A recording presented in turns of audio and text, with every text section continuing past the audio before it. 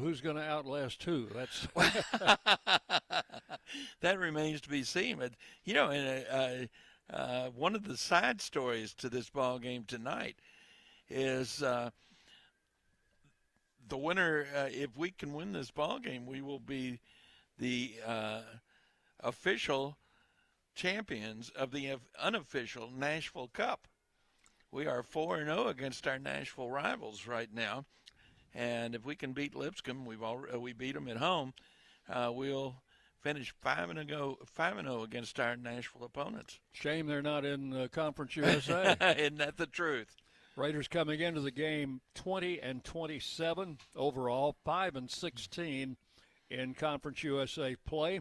Lipscomb is 22-24, but they're 15-9 in the Atlantic Sun, and they have already clinched a spot in the postseason tournament. In fact, I looked at their standings today. There are only 4 teams in that conference over 500 in conference games. Wow. And Lipscomb is one of those 4, so they should get a good seed in their postseason tournament. And, of course, the Raiders are just trying to make the field in Conference USA. Well, we've got 6 more conference games to go, and the first thing we've got to do is get back ahead of Sam Houston, and they're coming to Murfreesboro for the weekend. All right, we're going to take a break, and when we come back, got an interesting chat with one of our Blue Raider freshmen. I think you'll enjoy that. It's coming up right now, a 2-minute break, 2 minutes on the Blue Raider Network from Van Wagner. Today's game is brought to you in part by proud partners of Blue Raider Athletics, Grannis & Associates, certified public accountants. They provide a full range of tax preparation, accounting, and bookkeeping services for both business and individual needs. That's Grannis & Associates. Give them a call at 615-895-1040 or visit Grannis & Associates online at gcpas.com.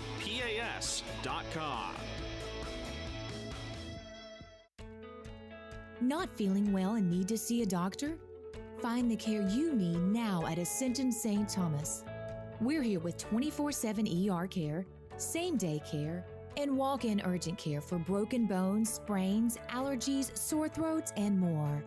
Visit ascension.org/St. Thomas Care to get the right care at the right place at the right time.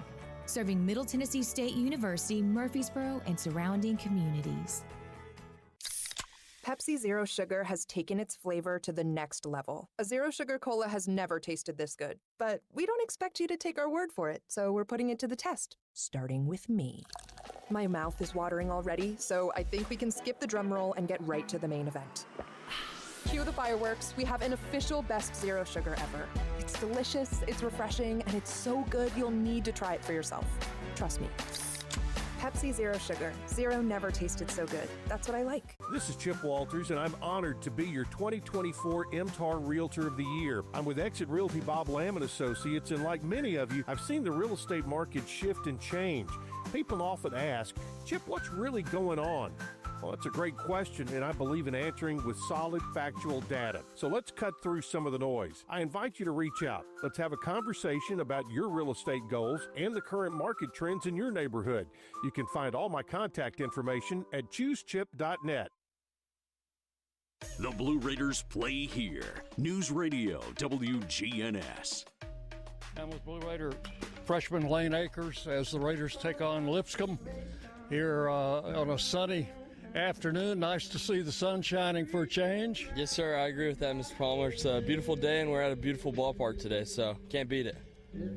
You and your family were honored Sunday at a ceremony before the ball game, and I know that had to be a little bit emotional for you.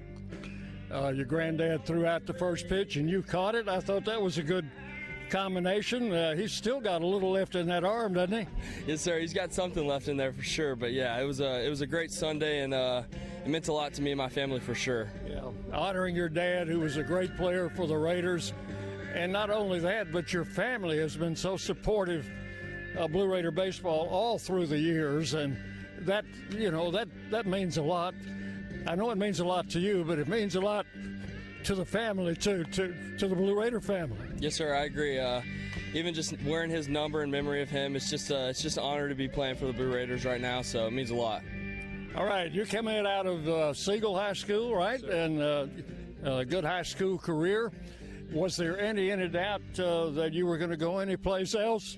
No, sir. Wanted to be a Blue Raider out of high school and knew it. Talked with my family right after I had my visit, and I just knew it was home. Well, you have been used in several different capacities, and you're the media guide describes you as a utility player. Was that the way you would describe yourself? Yes, sir, I would. I would definitely say I'm a utility player. They got me playing everywhere, really, so just taking reps everywhere, taking it day by day for sure. I've seen you taking balls out at shortstop, in the infield, third base, and especially catching. Are you the official bullpen catcher? Yes, sir. Right now I am, and it's been fun for sure. Definitely a learning experience, but it's been great. Yeah. So you get to see a lot of different arms out there. Yes, sir. Yes, sir. Hopefully we don't need you that much, but you know the way things have been. You've been pretty busy out there. Oh yeah, very busy. Me and I'll give a shout out to Drew Hillian. He's been helping us in the bullpen, and yeah, we've been busy for sure.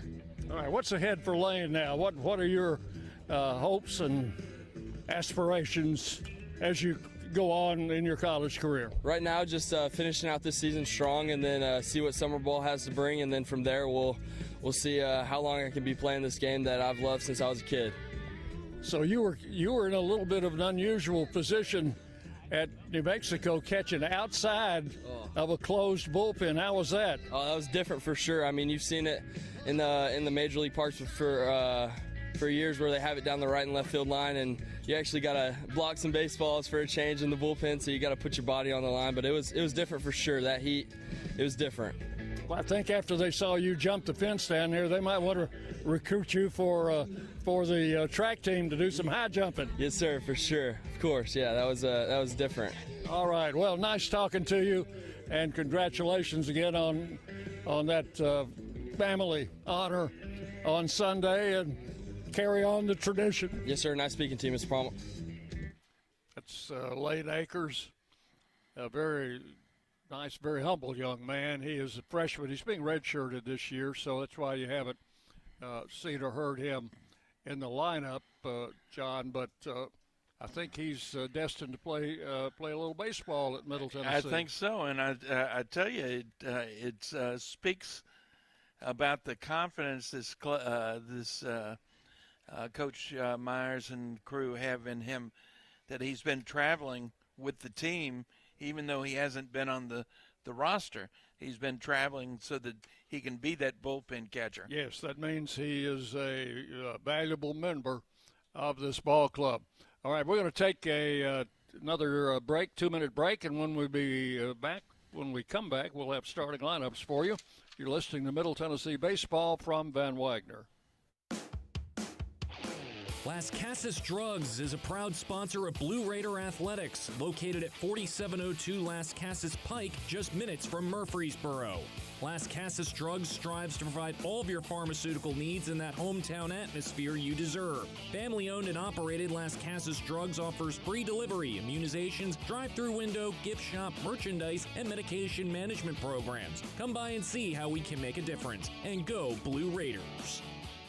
At State Farm, when home and auto work as a team, you score and save money. I'm State Farm agent Andy Wama. Give me a call at 615-890-0850 and let's work together to win big by saving money on home and auto. With the service you get from State Farm, you might think our car insurance costs more. I'm State Farm agent Andy Wama. Give me a call at 615-890-0850 and let me show you with discounts up to 40%. You may find it even costs less.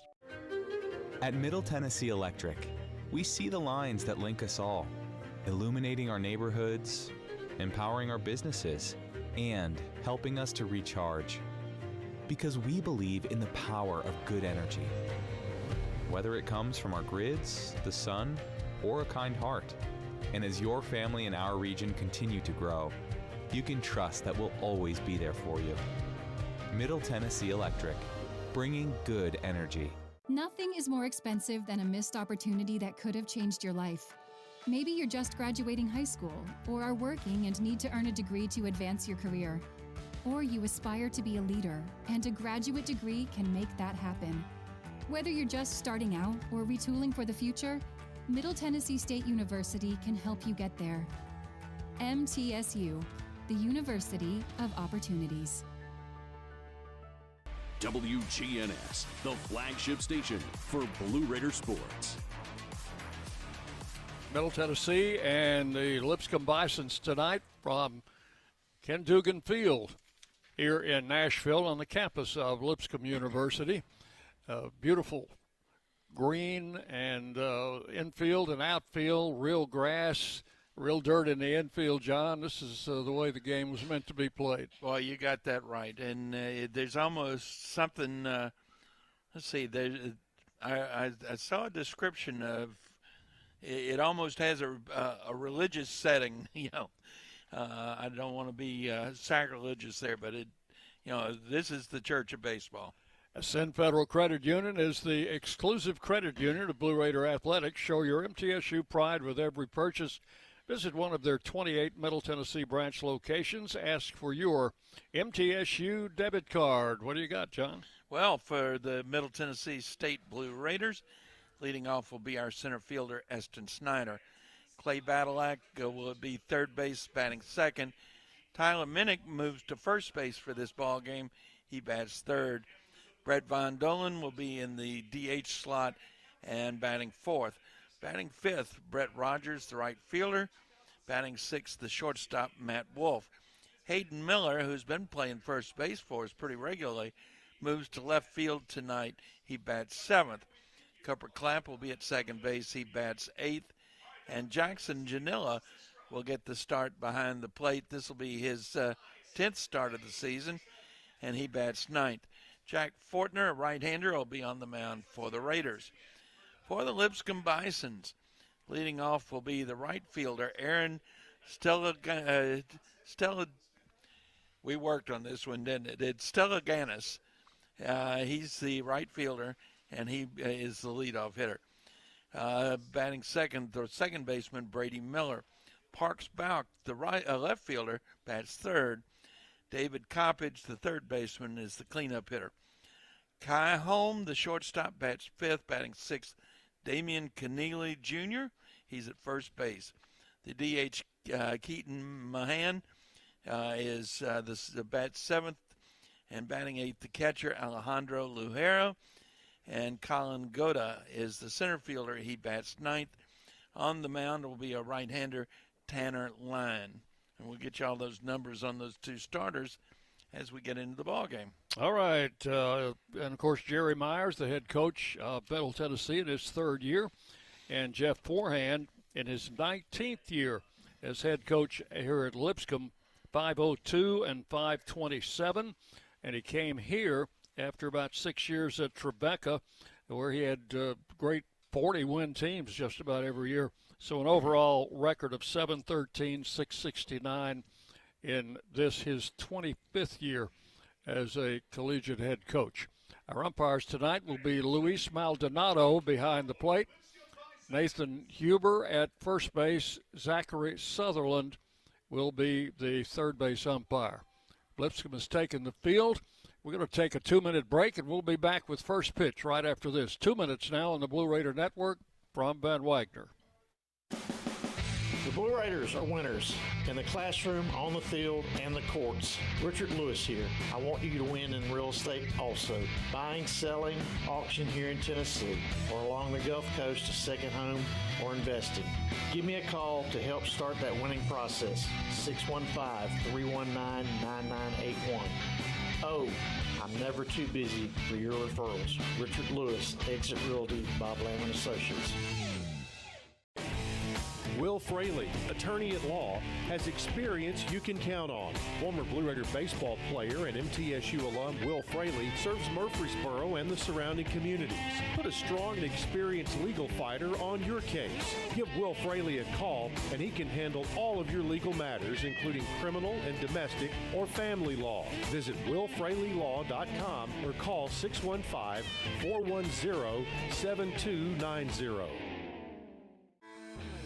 Today's game is brought to you in part by proud partners of Blue Raider Athletics, Granis & Associates, certified public accountants. They provide a full range of tax preparation, accounting, and bookkeeping services for both business and individual needs. That's Granis & Associates. Give them a call at 615-895-1040 or visit Granis & Associates online at gcpas.com.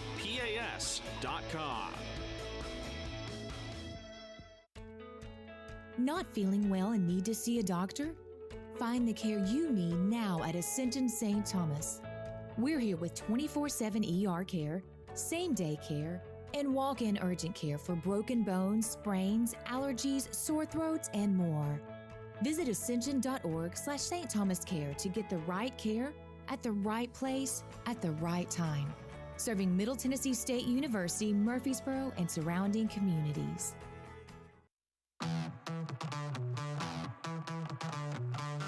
From the Blue Raider Network in Van Wagner College, it's time for Middle Tennessee State University baseball. Today's game is brought to you in part by Exit Realty Bob Lamb & Associates and agents Brad Hopkins, Richard Lewis, Tim Page, and Chip Walters. State Farm Insurance and agent Deb Insel. Pepsi and your local Pepsi bottler. The Tennessee Highway Safety Office. And by Middle Tennessee State University. Ladies and gentlemen, it's time for Blue Raider baseball. Lipscomb has taken the field, and we'll check their defensive alignment for you. They will have Ludero behind the plate, Coppage at third, Holm at shortstop, Miller at second, and Keneally is the first baseman. Balk in left field, Goda in center field. Stella Janis will be in right field, and on the mound will be a right-hander, number 50, Tanner Line. And Tanner Line is making his sixth start, 13th appearance. He's thrown 28 innings, 31 runs, 27 earned on 44 hits, 12 walks, 17 strikeouts. He's got an 8.68 ERA and 0-1 record. Opponents hitting .352 against Line. And we've got a late scratch defensively for the Bisons. Number 31, that is Ryan Austin, will be at first base instead of Keneally. Okay, we'll make that change. Tanner Line, 5'10", 185, a redshirt sophomore from Concord, North Carolina. And he is going to be working with his catcher, Alejandro Ludero. So we'll put, what number did you say he was, John? Number 31, Ryan Austin. Austin at first base. Yeah, and I guess it'll be in the same spot in the order. They're checking on that for us, but apparently that's going to be the case. All right, Austin at first instead of Keneally.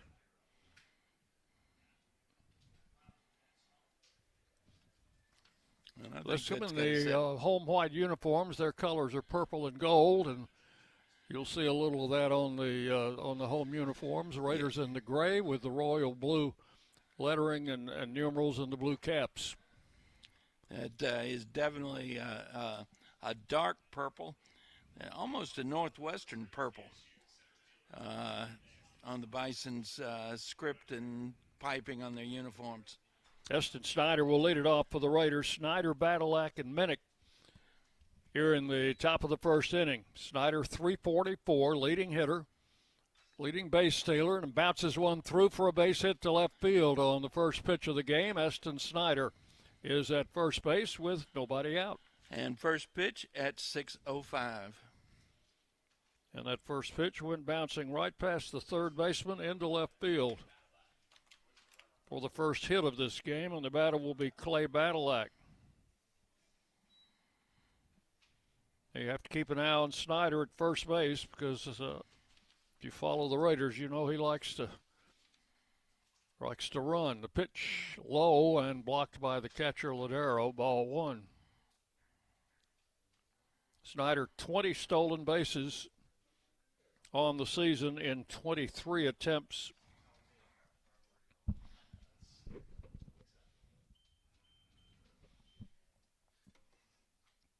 Pitch is swung on, hit in the air to right field. That ball might be trouble, and that one is foul.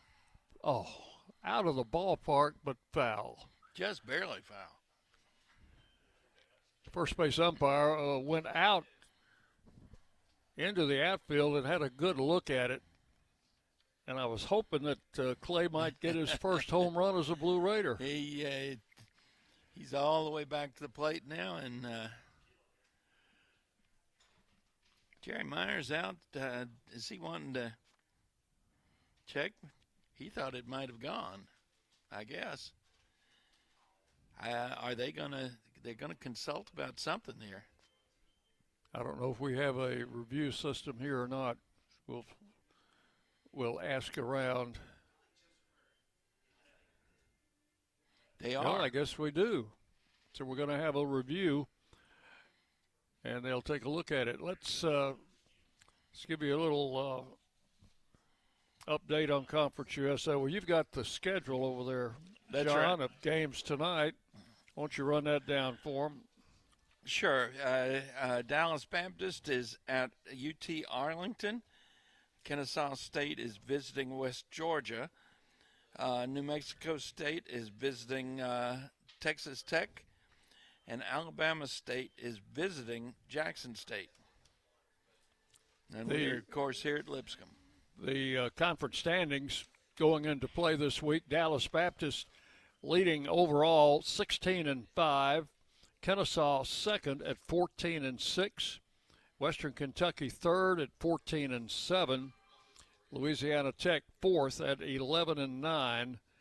Jacksonville State fifth at 11-10. New Mexico State sixth at 10-10. Florida International seventh at 9-11. And Liberty is eighth at 7-14. Sam Houston ninth at 6-15, and the Raiders are 10th at 5-16. That's the standings going into play today. Umpires back on the field uphold the foul ball call. So it's a 1-1 count to Battle Act. And line with the pitch, and it is low for ball 2, 2-1. To give you an idea, the home run giver-upper leader, how's that for a new one? Rigo Ramos of the Bisons, he's given up 10, but that's in 12 starts. Tana Line has given up 9 in 28 innings as opposed to 49 for the young man who's given up 10. So that ball just to the right of the 330 side at the foul pole in right field where it left the ballpark. This one is hit high in the air, but that's going to be playable. Second baseman back just a step on the outfield grass will make the grab for out number 1 here in the first inning. To give you an idea, Line, his opponents are hitting 352 against Line. He's given up 9 home runs, 5 doubles, and a triple. Here's Tyler Middick. Tyler playing first base tonight. Batting third in the order, and the pitch to him is an off-speed pitch that's in for a strike call. Tyler hitting just a point under 300. He's at 299. 7 home runs, 32 driven in for the junior catcher. Check swing, and it's called a strike by the first base umpire on appeal, and it's 0-2. During batting practice, the ball was carrying pretty well out into left field, as far over as the power alley. And the pitch to the plate is swung on, hit high in the air. I think that's going to be foul, but first baseman's over there. He's not taking any chances. It does go foul. No, he caught that. Did he catch that ball? Mm-hmm. Must have been right up against the screen. It was. So that will be out number 2. Minnick fouls out. And the batter's Brett Bondolan. Just as Minnick was a point under 300, Bondolan is a point over 300. He's at 301. 16 homers, 42 driven in. The runner goes. Throw to second is too high, and Snyder slides in under the tag. Stolen base number 21 for Snyder. He's at second base with 2 outs. In scoring position now. 1 ball, no strikes. Right-hander comes set, and the pitch. Swing and a miss, strike 1. 330 down each line, 375 to the power alleys, 400 to straightaway center. Big scoreboards in right center, about where ours is at Reese Smith Field. Outside for a ball, 2-1. And John, this may be my favorite scoreboard of any stadium we go to because I can read all the numbers. Well, it's a good old traditional scoreboard. 2-1 pitch, misses outside, ball 3. No graphics, no TV screen. At bat, and ball numbers, strikes, numbers you can read. 3-1, hitter's count for Von Dolan, and he hits it. Left field, it's drifting into foul ground. Everybody on a run. It's going to fall into the Lipscomb bullpen down the left field line. So the count will go full at 3-2 with Snyder at second base, 2 outs.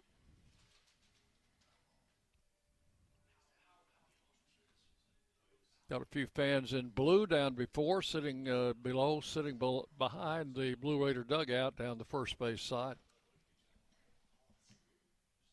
There's a lot of foul ground here at this park, as opposed to some we have visited. You mean like at least one here in Nashville? Hit off his fist. The pitcher's going to catch that one. A little pop-up will end inning number 1. Von Dolan hit it right off his fist, straight up in the air, and the pitcher came over between home and first and caught it for out number 3. No runs, 1 hit, and 1 left, and we have completed half an inning here. Middle Tennessee nothing. Lipscomb coming to bat. You're listening to Middle Tennessee Baseball from Van Wagner.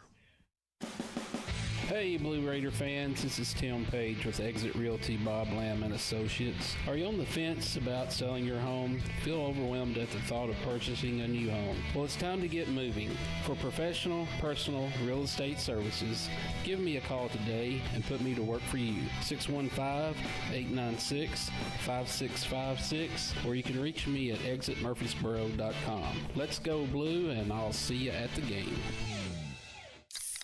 Pepsi Zero Sugar has taken its flavor to the next level. A Zero Sugar Cola has never tasted this good. But we don't expect you to take our word for it, so we're putting it to the test, starting with me. My mouth is watering already, so I think we can skip the drum roll and get right to the main event. Cue the fireworks. We have an official best Zero Sugar ever. It's delicious, it's refreshing, and it's so good you'll need to try it for yourself. Trust me. Pepsi Zero Sugar. Zero never tasted so good. That's what I like. You're listening to MTSU Sports on WGNS. We go to the bottom of the first inning, no score. Raiders defensively will have Jackson Janilla behind the plate, Clay Badalak at third, Matt Wolf at shortstop, Cooper Clapp at second, and Tyler Minnick will be at first base. Hayden Miller is in left field. Heston Snyder in center, and Brett Rogers in right field. On the mound is the right-hander, Jack Fortner. Jack Fortner making his first start of the season. His other 9 appearances all in relief. He's thrown 9 in the third innings, given up 11 runs, 9 of them earned on 15 hits, 11 walks, 9 strikeouts.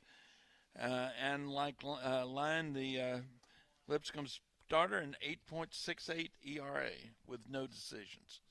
This is Aaron Steliganis, the right fielder, to lead off for the Bisons. Takes the first pitch in for a strike. Steliganis hitting .298, has a 5-game hitting streak going. Bats from the right side, as do the majority of these Lipscomb Bisons in the starting lineup. Fortner's pitch is swung on and fouled back to the backstop. It's 0-2. And we did get a update. We had already told you about Austin Ryan getting the start at first base. He will actually bat in the 7th slot.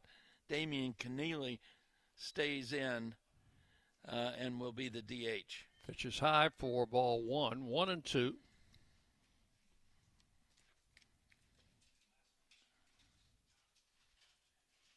So that means that Keaton Mahan was the player eliminated from the lineup.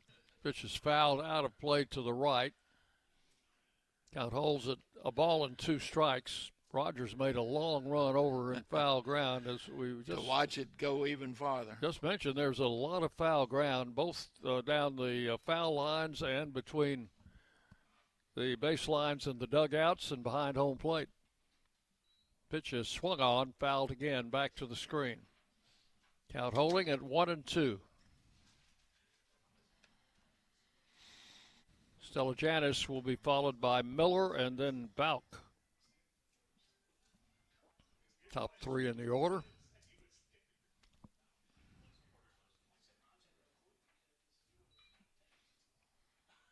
Ball hit the right field. Rogers back there, shy of the track. He'll make the grab for out number 1. He only had to move, 1 or 2 steps on that ball? So 1 out for Brady Miller. Miller batted leadoff for Lipscomb when the teams played in Murfreesboro back on the 1st of April, April Fool's Day.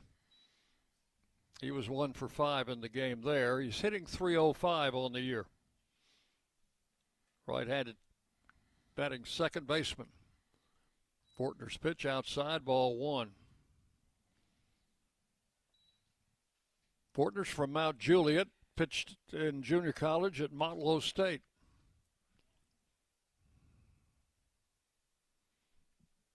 And the pitch to the plate. Taken. Did he check? That's going to be called a strike, I think. First base umpires racking them up. Good. 1-1. As long as he's racking them up both ways. Well, he's done so in the first inning. Fortner's pitch, a little bit low for ball, 2-1.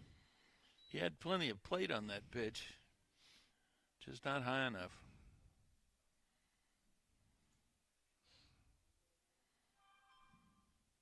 And the 2-1 offering is swung on a miss, 2-2. Jack Fortner's dad played baseball here at Lipscomb, Trent Fortner. It's been a few years back. Breaking ball and in at the letters, and he is caught looking. So Miller is called out on strikes for out number 2. And the batter is Parks Bauk, the left fielder. This young man hitting .331, 5 home runs.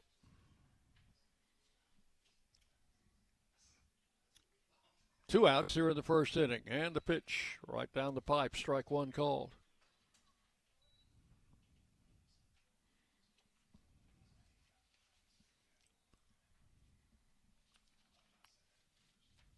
Can you see the outfield pitch clock? High fly ball into center. Snyder will take it, and it's a 1-2-3 first inning for Jack Fortner and the Blue Raiders. Nothing across with 1 strikeout. So we have played 1 here in Nashville. Middle Tennessee nothing, Lipscomb nothing. You're on the Blue Raider Network from Van Wagner. When the arena lights dim for a concert, or when the crowd becomes one at a big game, you can almost feel like you're the biggest fan. But who's your biggest fan? It's the person that will get you home safely after a night of drinking. It's the person who looks out for your life to make sure you leave the stadium with someone sober. This could be a designated driver or someone who offers to get you a ride share. Because in Tennessee, fans don't let fans drive drunk. Brought to you by the Tennessee Highway Safety Office, a division of the Tennessee Department of Safety and Homeland Security. Hey, Blue Raider fans, we know life comes at you fast, but with the right insurance, you'll always be covered.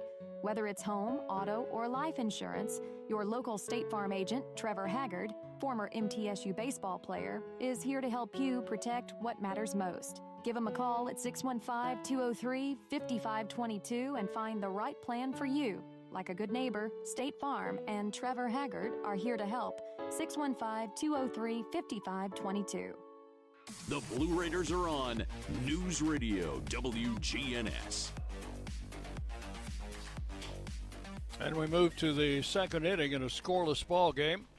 75 degrees at game time. A little bit different from the past weekend, John. Yes. You know, I think one of the things that we talked about with that, not only was it wet all weekend, but it was cold all weekend. There was one day that the temp at game time was exactly the same as one in early March. That's the way it was. This is great. What a great day for baseball. Very little wind, partly cloudy skies, and bright sunshine soon to be gone, but we'll enjoy it while it's here. Brett Rogers will lead off in the second inning for the Raiders. Rogers, Wolf, and Hayden Miller. Bouncer to first, toss to the pitcher covering, and they just barely got him. Rogers has good speed down the line. I want to note that this is one of those ballparks where we have two first base. The one in foul territory in the running lane is green. We've seen them several different colors, haven't we, this Yes, year? we have. Matt Wolf, the shortstop.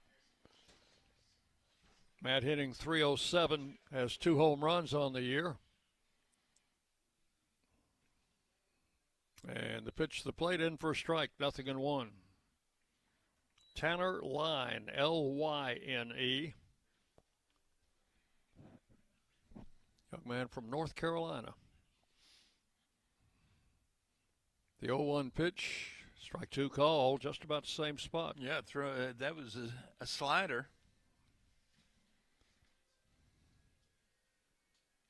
So 2 strikes the count. There's 1 out here in the second inning, no score. Line with the pitch and hit him right in the batting helmet. Wow. Good old helmet. Because that was, well, he flips the bat. He's on the way to first base. So Matt hit by a pitch. They've got to do the concussion protocol now. So Coach Myers and the trainer are out. He's trying his best to ignore him, isn't he? Yes.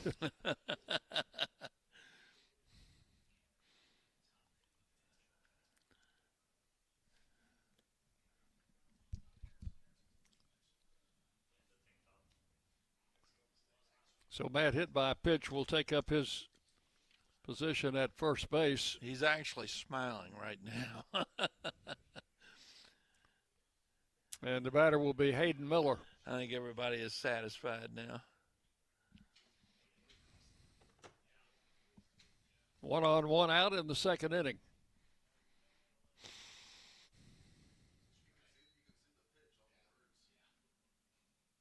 Right-hander comes set. And the pitch to Miller swung on and missed. Strike 1. Had him out in front of a changeup. If he's going to throw us a whole lot of off-speed stuff, I hope we handle him better than we handled that young man from Jackson State on Sunday. In that foul back to the screen. Count will go to 0-2 on Hayden Miller. We saw nothing but change-ups and sliders that day. Didn't do a very good job hitting them either, We did did we? not. We've got to do better with that. 2 strikes the count. And the pitch. Hits straight up in the air. Foul coming back this way. Where'd it go? Over to your right, John. Yeah, back over in the trees. So we're in the parking garage just to the right of the stadium, and there used to be the tennis courts on top of that. I think parking they're still garage. there. There's a ball hit down the left field line, and that's a foul ball down into deep the in the corner. Count will hold it 2 strikes. I can just see the fountain behind the right field fence where we used to see the ducks come in to land. We sure did. We could see the pond at that time, but the trees have obscured the pond from our view. They'll do that in 20 years, or almost 20 years. Pitch low and outside. Throw back to first. Gets by the first baseman into right field, and then Matt Wolf, who was paying attention to getting back to the base, and had to dive, and the ball got through and into right field. I think he was very wise just to kind of say, well, you know what? I'm going to depend on something else to get to second base. First and second, or 1 ball, 2 strikes with the runner at first. And the pitch to the plate is they called that a strike. And I think Miller was expecting that. He walks back to the dugout. That is out number 2. And that is the first strikeout for Tanner Line. Cooper Clapp will step in. Bats from the left side. Raiders second baseman. Their second baseman playing 4 steps into the right field grass. Pitch is low and inside for ball 1. Wolf at first base with 2 outs. And we're in the top of the second inning, no score. Center fielder about 3-4 steps over towards right center field. A little tap in fair territory picked up by the catcher, and he'll throw to first to retire the side. Just got a piece of it, and the catcher was on his toes there. Ludero was out on top of it before it could go foul, and threw Clapp out at first base. So that is all in the second inning for the Raiders. No runs, no hits, 1 left. We'll go to the bottom of the second, still no score. Middle Tennessee and Lipscomb from Nashville. You're on the Blue Raider Network from Van Wagner. Hey, Blue Raider fans, this is Brad Hopkins with Exit Realty Bob Lamb & Associates. Winning in real estate is a lot like football. Good coaching and recruiting a great team are the keys. I put together a team of lenders, inspectors, and home professionals to help you succeed. Let me coach you through this process and make sure you come out a winner. Whether you're looking to buy, sell, or invest, I am here to help you win. Visit BradHopkinsHomes.com or call 615-556-9239 to find out more. Will Fraley, attorney at law, has experience you can count on. Former Blue Raider baseball player and MTSU alum Will Fraley serves Murfreesboro and the surrounding communities. Put a strong and experienced legal fighter on your case. Give Will Fraley a call, and he can handle all of your legal matters, including criminal and domestic or family law. Visit willfraleylaw.com or call 615-410-7290. Rutherford County's MTSU station, News Radio WGNS. We go to the bottom of the second inning as Jack Fortner throws his warm-up pitch all the way to the screen behind home plate. That one kind of got away from him. It did. I think he's kind of laughing about it right now. 4, 5, 6 hitters. And I hope Clay Badlack, who was over there to give him the baseball back, I hope you've got that out of your system, son. Here's Coppage. David Coppage, their cleanup hitter, batting from the right side. He had a home run against the Raiders in Murfreesboro earlier. And Fortner's pitch to him bounces up there, ball 1. Well, at least it didn't go to the screen.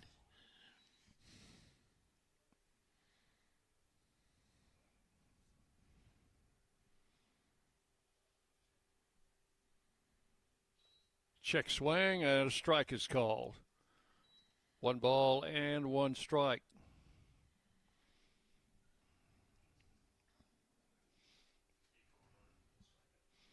Coppage out of Chesterfield, Virginia. That one skips up there. Yeah, that one bounced up again.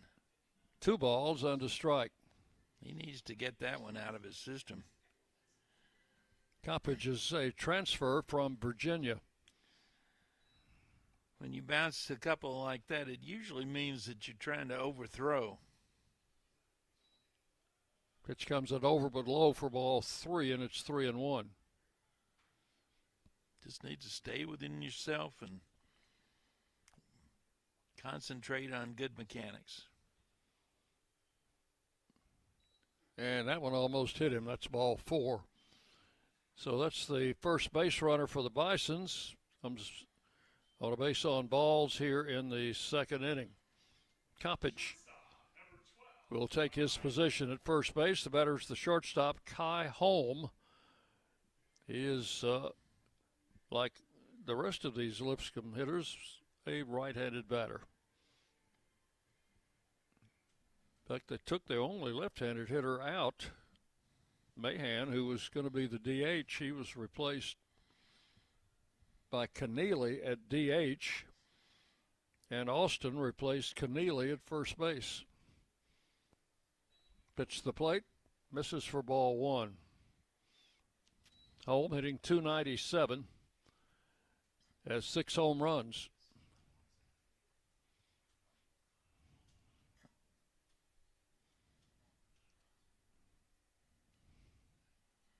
Austin is a left-handed hitter. There's a strike called. 1-1. So they do have a left-handed hitter in the lineup. Okay. Just haven't seen him yet. We will maybe see him this inning. 1 ball, 1 strike. Throw to first, and it's a bad throw. Gets by Minnick. That's that foul territory that just came into play. That will be an error on the pitcher. On the throw to first, down to second goes Coppage. It's an E1. Count on the batter, 1-1.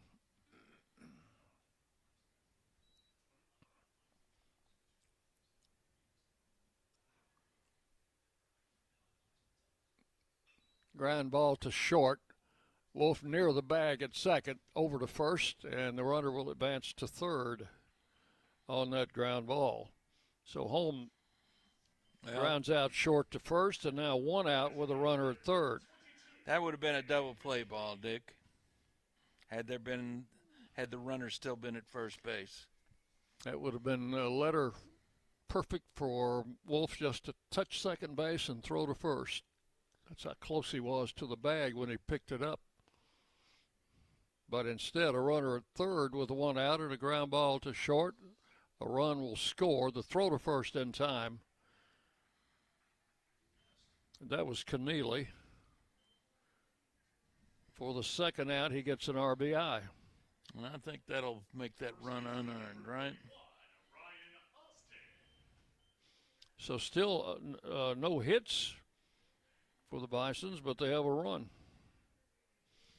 1-0 Lipscomb. 2 outs, base is empty. Here is Austin, a left-handed hitter. Check swing, takes the ball outside. 1 ball, no strikes. Austin from Auburn, Alabama. Transfer from Southern Union College. Swing and a miss. He had a home run cut. Came up empty. 1-1.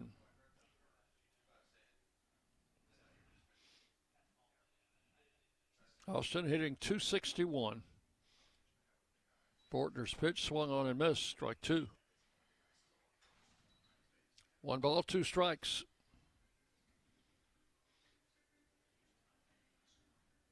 Second meeting of the year between these two. Raiders won the first one at home, 14-9. And the 1-2 pitch struck him out swinging. That's going to do it. In the second inning for Lipscomb, they pick up 1 run on no hits. there was an error, and nobody left. We've completed 2 full innings. Lipscomb 1 and Middle Tennessee nothing. You're listening to Blue Raider Baseball from Ben Wagner.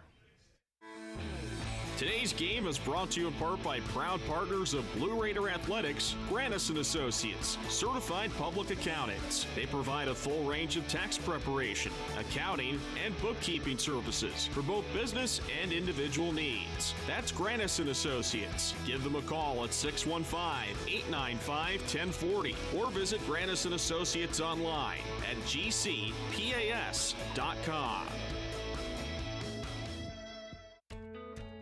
Not feeling well and need to see a doctor? Find the care you need now at Ascension St. Thomas. We're here with 24/7 ER care, same-day care, and walk-in urgent care for broken bones, sprains, allergies, sore throats, and more. Visit ascension.org/St. Thomas Care to get the right care at the right place at the right time. Serving Middle Tennessee State University, Murfreesboro, and surrounding communities. The Blue Raiders play here. News Radio WGNS. Kevin Nichols coaching third for the Raiders. Ryan Huber at first. Need to give them a little business down there. Jackson Janilla will be leading it off in the second inning for the Raiders.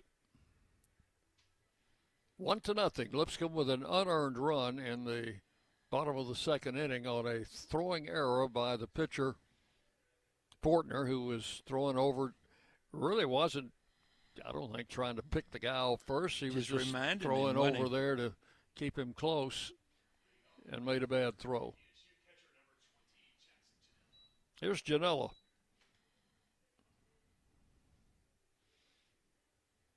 Janella's hitting only 152. 4 runs batted in, but one of those was a game winner. Remember that, John? Sure do. Line with a pitch, right in there for a strike called. I have a feeling Jackson Janilla remembers it as well, and we'll probably remember it 50 years from now. The pitch.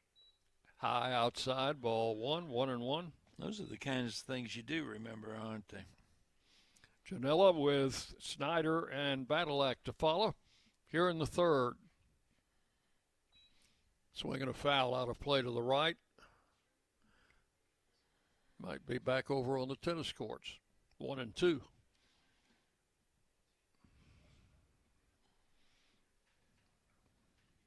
Line goes for a little rosin. Ready for the 1-2 delivery, and here it is. It's outside for ball 2. 2 balls, 2 strikes. Dugouts for both teams all up on the rail. Ball hit the center field, dropping for a base hit. There you go. So Janella with a leadoff single here in the third. Hit number 2 off line. Leadoff man on, and Eston Snyder will be the batter. Single to left on the first pitch of the game in the first inning. And that was at 6:05. On the dot. Snyder looks at a pitch low and outside, ball 1. Outfield playing Snyder straight up. Look at that center fielder. It would be hard for him to be much more straight up, wouldn't it? And a direct line between home place, the pitcher's mound, second base. Pitch low for ball 2-0.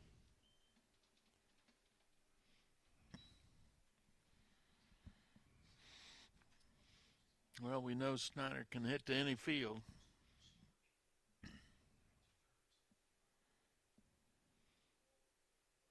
And a pitch. That one is also low. 3 balls, no strikes to Snyder. Let's see. What do you think the signal is here? I think he'll be taken, don't you? I expect so. Take it outside, ball 4. He showed him a little bit of bunt. That was just to try and catch that. I think that maybe affect the pitcher's concentration because he had absolutely no intention of bunting that baseball, even if it had been a strike. That's an old Little League ploy. Yes. First and second with no outs. Clay Badalak, the batter. He could be laying one down now, John. Wouldn't surprise me. Third baseman thinks that's a possibility. He hit him, didn't he? Inside. Oh, how did he not hit him with that baseball? Badalak did too good a job getting out of the way. 1 ball, no strikes. That gets the pitching coach out to talk with Tanner Line. Robert Ziegler is their pitching coach. He's in his second year in that position here.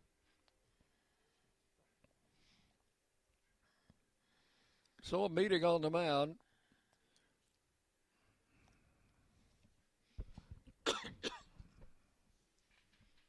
Lipscomb leading 1-0. We're in the top half of inning number 3.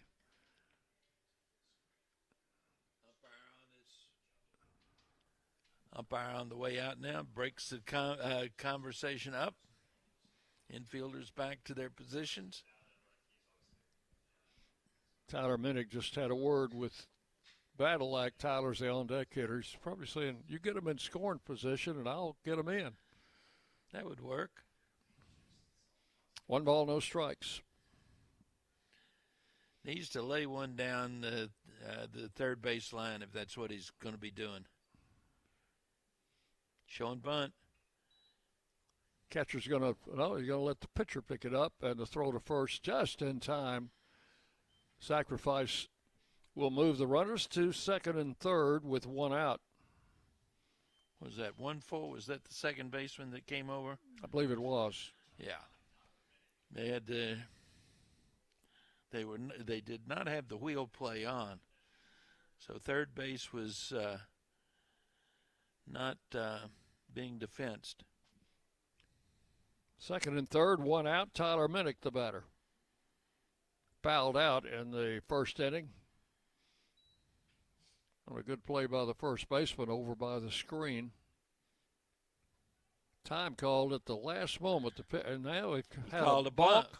He called a balk. Well, they signaled for Janela to come in, and now they're putting him back. What are we doing here? I think maybe one of the umpires in the field intervened there. He may not have had contact with the rubber. Minnick takes it outside, ball 1. Well, it appeared that somebody told the runner on third to go home. He did. It was the home plate umpire. 1 ball, no strikes.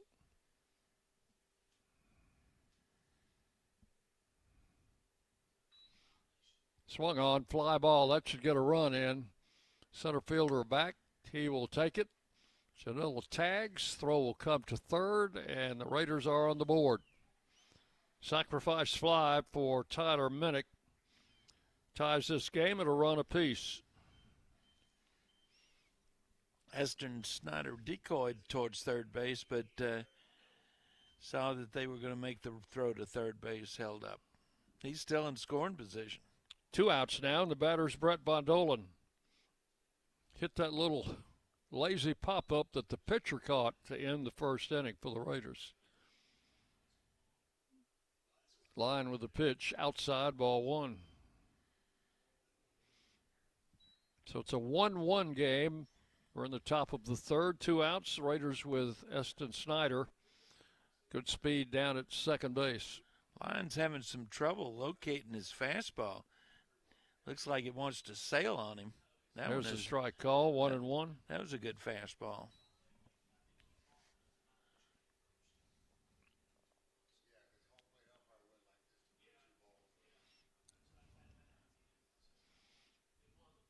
One ball, 1 strike to Von Dolan. And the pitch to the plate. Swung on, hit down the right field line, foul. First baseman over. That was going to drift out of play. 1 ball and 2 strikes. That's up on the hill.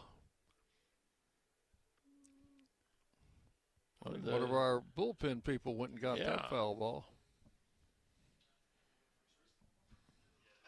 1-2 the count to Von Dolan.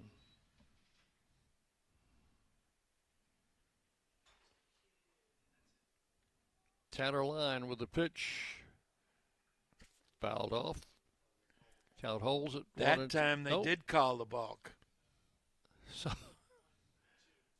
So I guess that is a no pitch then. That would be a no pitch. And now we have a runner at third. He could score on a wild pitch here. Hit in the air.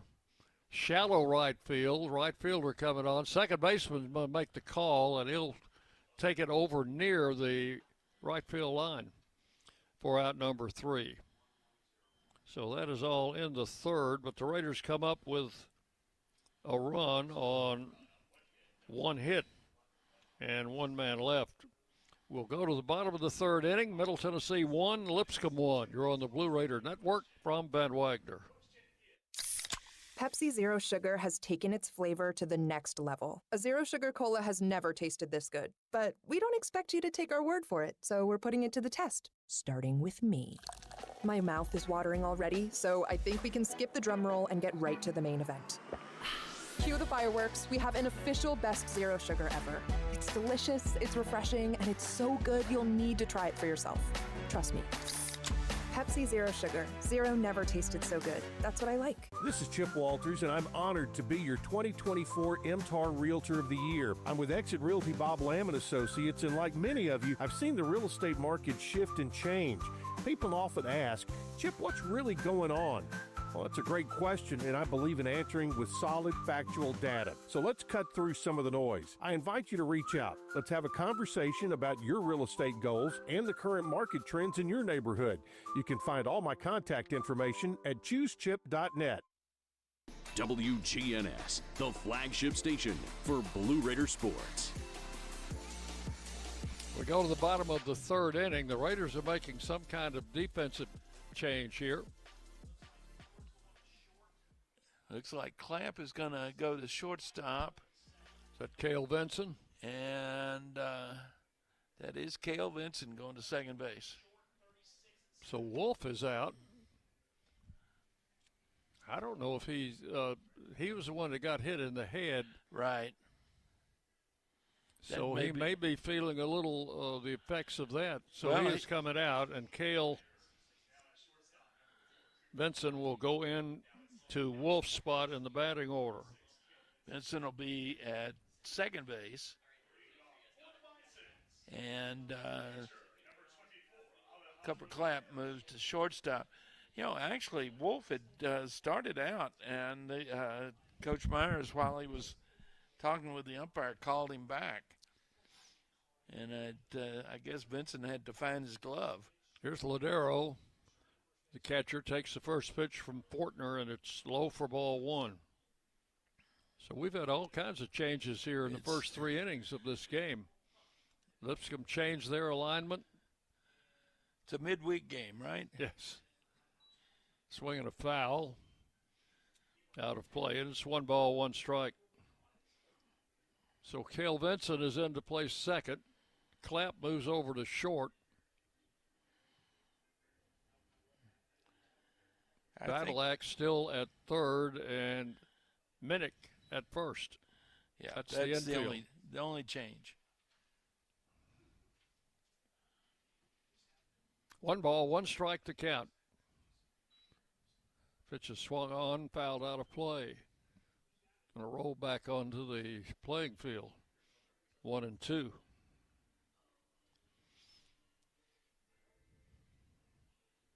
Ladero hitting .283, has a 4-game hitting streak going.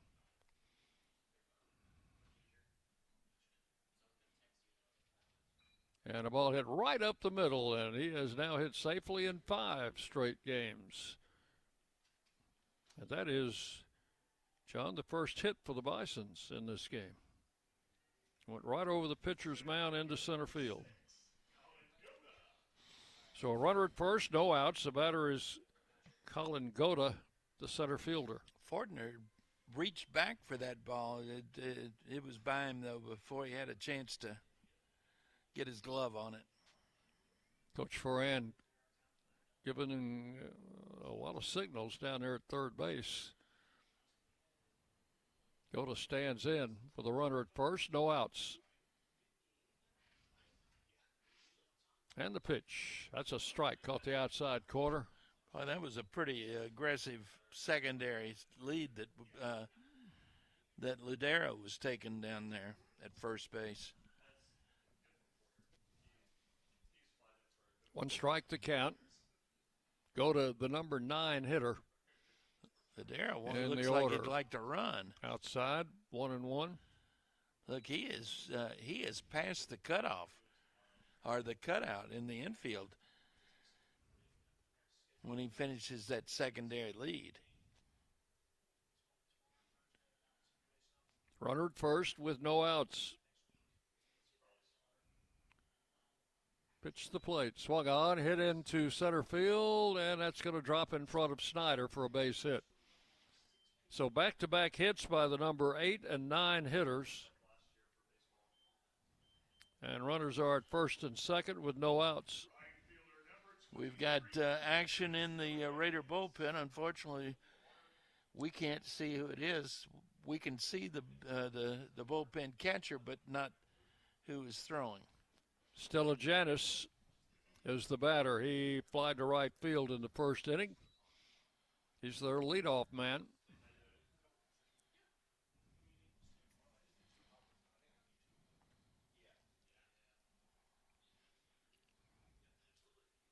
He is around a bunt. Pops it foul over by the Raider dugout. One strike. Raiders did the... Coach Myers on the way. He did the exact same thing in the top of the third with runners at first and second. Badalak laid down a nice bunt. Moved him into scoring position, and Jackson Janilla came in to score on a sacrifice fly. So Coach Myers having a chat with his infielders and pitcher. Probably talking a little bunt defense there. Yeah. They'd really like to get Fortner through this third inning. That's about all you could expect based on his outings to date. He's certainly not stretched out to do any more than 3. One out, or no outs, one strike on the batter.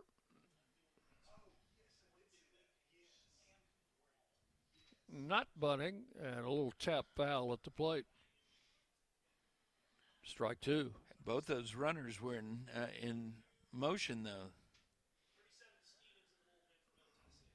So they took the bunt off, put the double steal on. That may have been perhaps even a hit and run.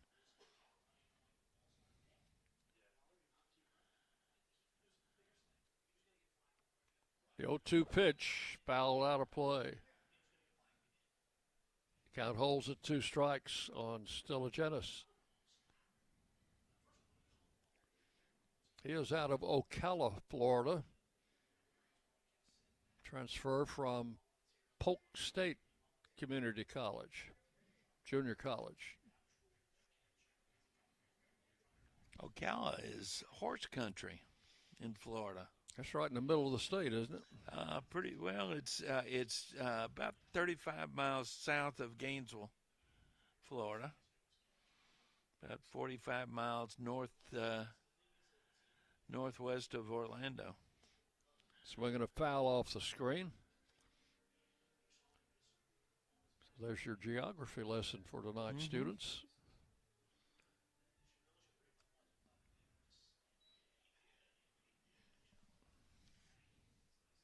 Two strikes the count. And the pitch is swung on, hit to short. Over to second, out there, throw to first, safe. Clapp got it over to Cale Vinson for the force on Goda. coming down. Runner on second goes to third, and Stellijanis is safe at first on a fielder's choice. So first and third, one out, and the batter is Brady Miller, strikeout victim in the first inning. 1-1 game. We're in the bottom of the third. Lipscomb threatening. Runners at the corners. Needs another ground ball. And the pitch. It's taken for a strike, 0-1.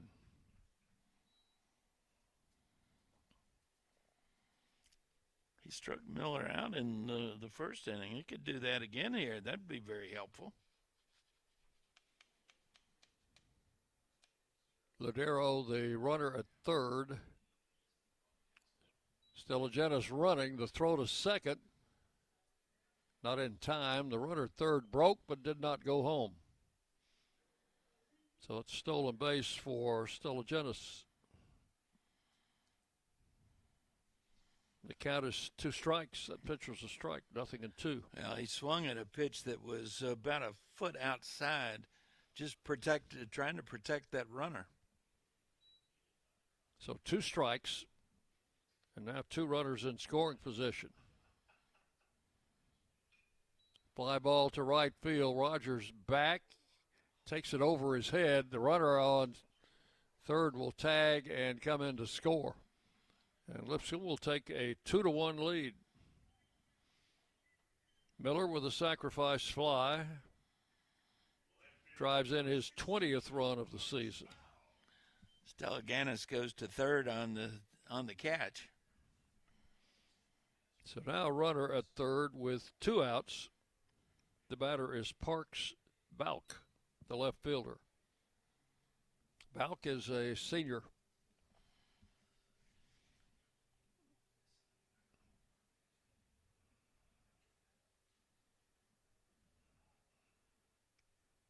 Fortner's pitch misses inside, ball 1.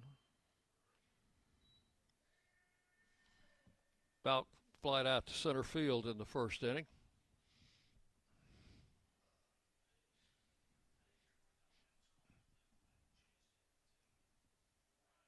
Fortner with the pitch. Outside, ball 2.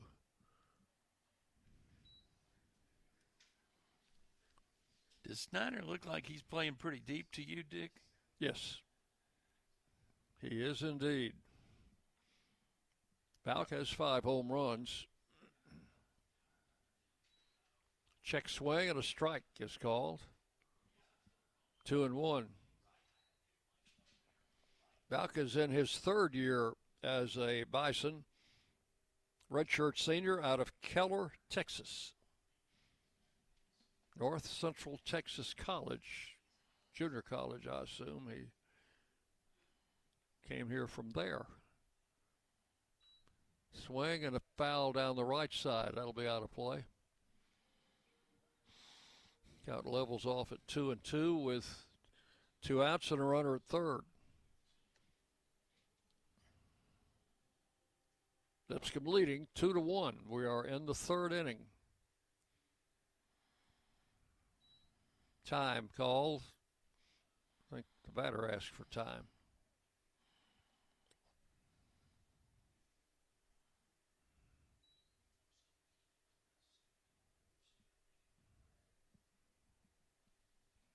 Fortner ready with the 2-2, and it is hit on a one hopper to short. Clapp with the throw to first in time for the out. And that's going to retire the side. Here in the 3rd, Bison's come up with a run on 2 hits and 1 man left on base. Totals after 3 for Lipscomb. 2 runs, 2 hits, no errors. For the Blue Raiders, 1 run, 2 hits, and 1 error. Lipscomb leading 2-1 as we go to the 4th inning. You're on the Blue Raider Network from Van Wagner. Las Casas Drugs is a proud sponsor of Blue Raider Athletics, located at 4702 Las Casas Pike, just minutes from Murfreesboro. Las Casas Drugs strives to provide all of your pharmaceutical needs in that hometown atmosphere you deserve. Family-owned and operated, Las Casas Drugs offers free delivery, immunizations, drive-through window, gift shop, merchandise, and medication management programs. Come by and see how we can make a difference. And go Blue Raiders. At State Farm, when home and auto work as a team, you score and save money. I'm State Farm agent Andy Wama. Give me a call at 615-890-0850 and let's work together to win big by saving money on home and auto. With the service you get from State Farm, you might think our car insurance costs more. I'm State Farm agent Andy Wama. Give me a call at 615-890-0850 and let me show you with discounts up to 40%. You may find it even costs less. You're listening to MTSU Sports on WGNS. Before we move you into the second third of this 9-inning game, let's pause 10 seconds for station identification. You're listening to Blue Raider Baseball. The flagship station for Middle Tennessee sports, WGNS. Murfreesboro, Smyrna. The Blue Raiders play here. Dick Palmer, John Callow with you from Ken Dugan Field in Nashville, home of the Lipscomb Bisons. 66th meeting, John, between these two in baseball. Long-standing rivalry. Lipscomb leads the overall series, 35 wins to 30 for the Blue Raiders.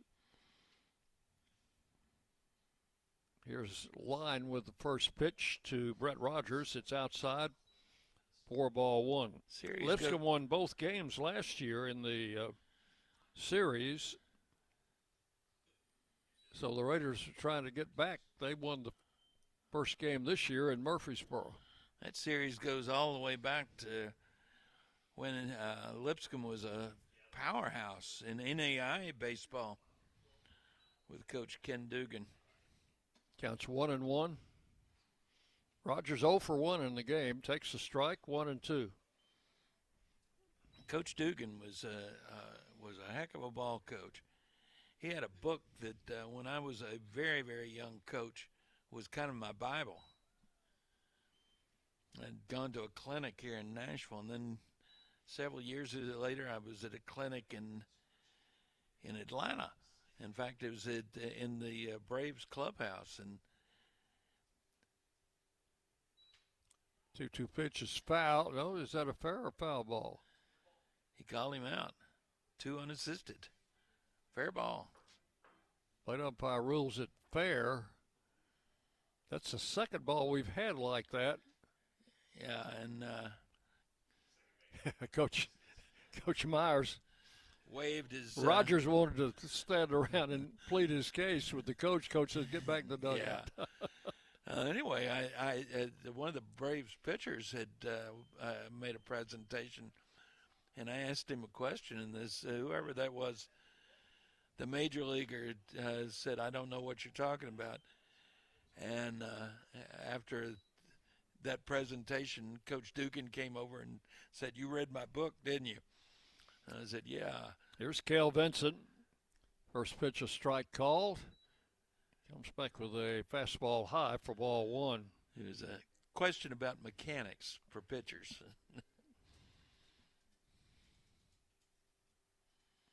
Here's the 1-1 pitch, and it's a ball outside. 2-1. So Cale hasn't had a lot of playing time this year.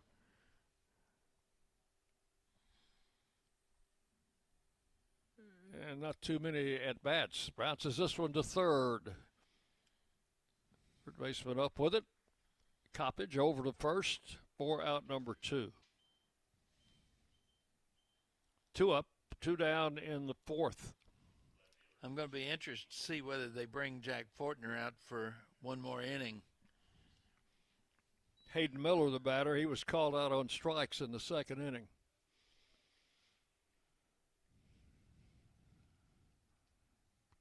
Swing and a miss.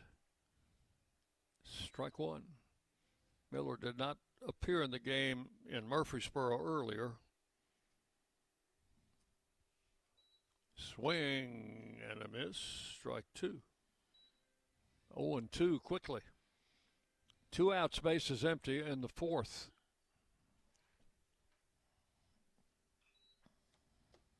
There's a ball hit into shallow center.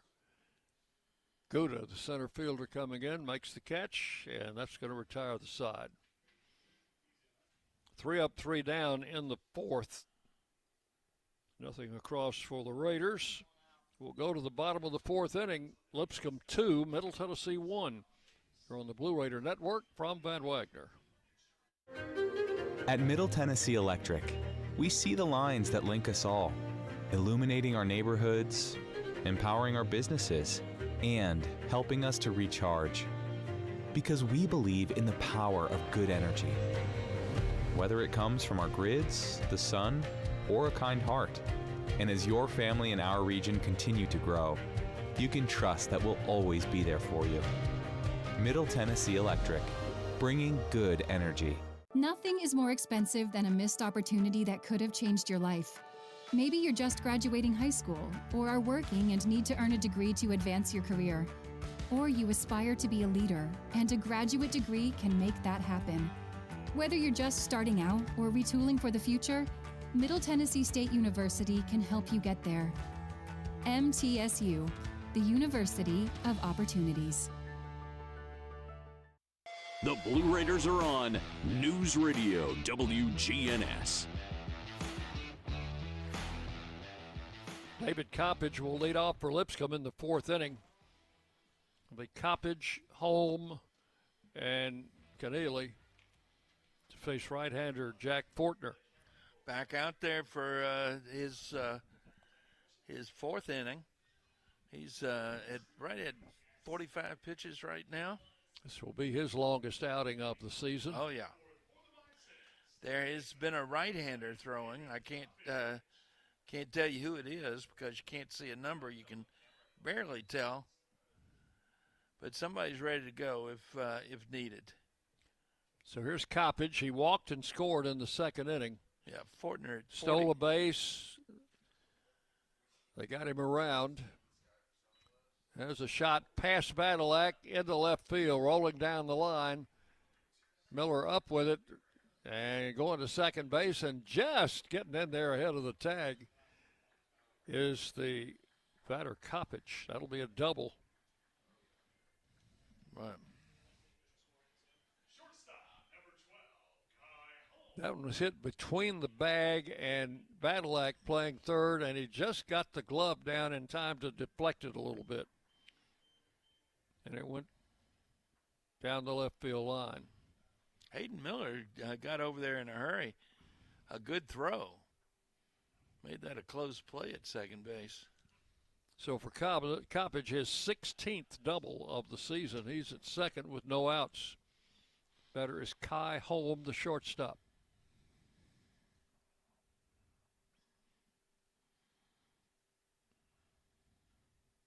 Fortner's pitch is high and inside, ball one.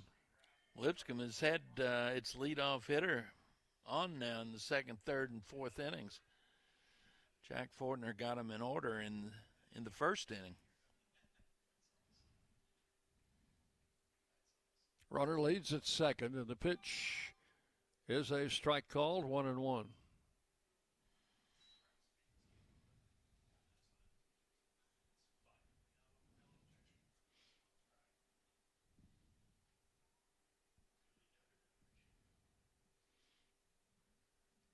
Right-hander comes set, and the pitch swung on, hit up the middle. That's going to get through for a base hit. They'll send the runner, and the throw is cut off. And Lipscomb will take a 3-1 lead. Holmes singled right up the middle to drive in Coppage from second. 3-1. That's the fourth hit for the Bisons and the third run. Coach Myers makes a trip to the mound. He's got somebody in the pen that's ready, and he's called for him. So we'll have a pitching change here in the fourth inning with Lipscomb leading 3-1. We'll be back to tell you about our new pitcher after this on the Blue Raider Network from Van Wagner. The Blue Raiders are winners in the classroom, on the field, and the courts. Richard Lewis here. I want you to win in real estate also. Buying, selling, auction here in Tennessee, or along the Gulf Coast, a second home, or investing. Give me a call to help start that winning process. 615-319-9981. Oh, I'm never too busy for your referrals. Richard Lewis, Exit Realty, Bob Lamb & Associates. Will Fraley, attorney at law, has experience you can count on. Former Blue Raider baseball player and MTSU alum Will Fraley serves Murfreesboro and the surrounding communities. Put a strong and experienced legal fighter on your case. Give Will Fraley a call and he can handle all of your legal matters, including criminal and domestic or family law. Visit willfraleylaw.com or call 615-410-7290. Rutherford County's MTSU station, News Radio WGNS. So the Raiders have a new pitcher in the game. Right-hander Johnny Stevens will be coming in to take over the pitching duties. Johnny Stevens making his 15th appearance, all but one of them in relief. He's thrown 19 in third innings, given up 25 runs, 19 of them earned on 27 hits, 18 walks, 20 strikeouts. He's got an 8.84 ERA, a 3-1 record with no saves. Redshirt junior, 6'1", 195 from Ashland, Kentucky, and one of three players who came over from Walter State Community College up in Morristown. So Jack Fortner, in making his first start of the year, goes 3 innings plus, pitches to 2 batters in the fourth. He's allowed 3 runs on 4 hits. I think one of those 3 runs would be unearned. That is correct. And those runners at first and second are his responsibility. So the batter will be Keneally.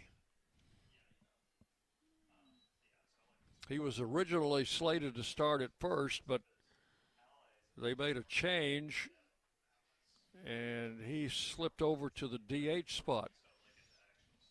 So he is in there from the right side, grounded out in the second inning, 0 for 1. Runner at first. He's going, and the pitch is in the dirt. Got away from Janella. That'll be a stolen base for Kai Holm. Yeah, bounce that ball. 1 ball, no strikes to Keneally. Stolen base number 61 on the season for Lipscomb. Their second of the game.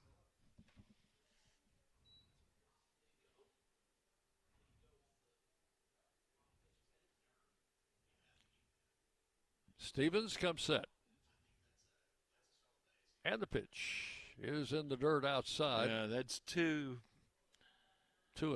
Yeah, and both of them have bounced in front of the plate. He just needs to calm down a little bit.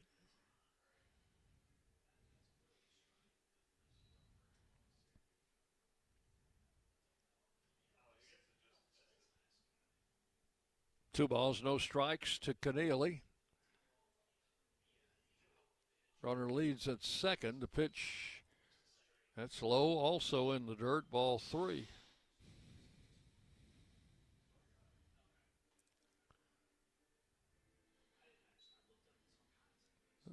Looking at some stately homes across the left center field fence over on Granny White.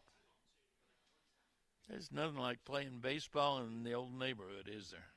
Pitch the plate outside. And we are right here in the middle of a residential neighborhood. There's one of those first 3 pitches in the dirt must have been a strike, so it's 3-1. Wow.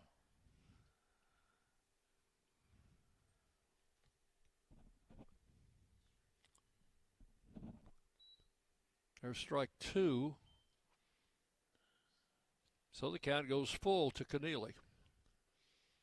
Yeah, 3-2, the umpire says.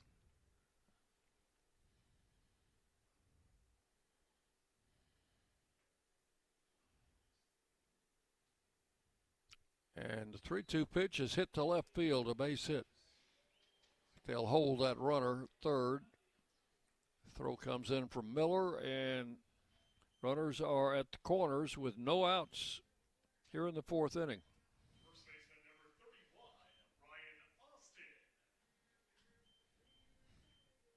Here's Austin. Fortner struck him out in the 2nd inning. A left-handed hitter. They're going to go into a shift for him.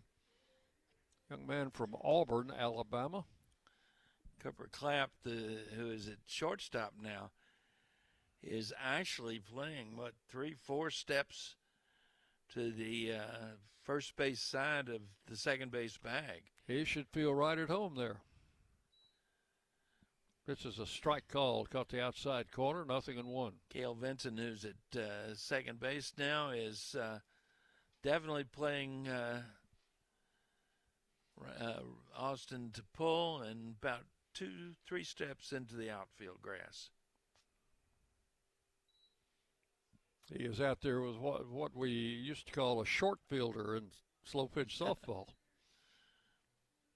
You played that game, haven't you, John? I sure have. I loved playing that game.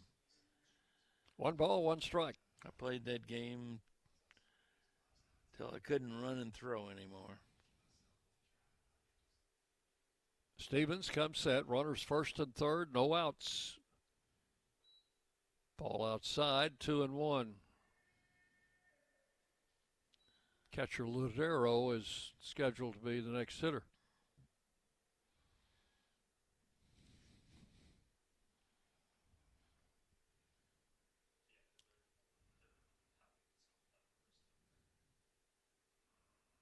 And a pitch. A swing and a miss. 2-2. That was a big cut. He had some big cuts his first time up there. He sure did, didn't he? I remember one of them you said looked like his home run swing. He looks like it. He could hit one. 2-2. That is strike 3 called. I think he knew it. He sure did. So that's 1 out here in the 4th.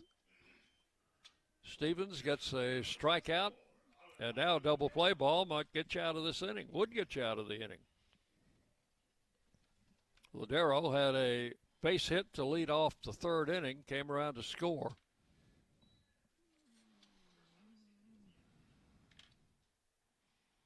So the infielders shift back to their normal positions.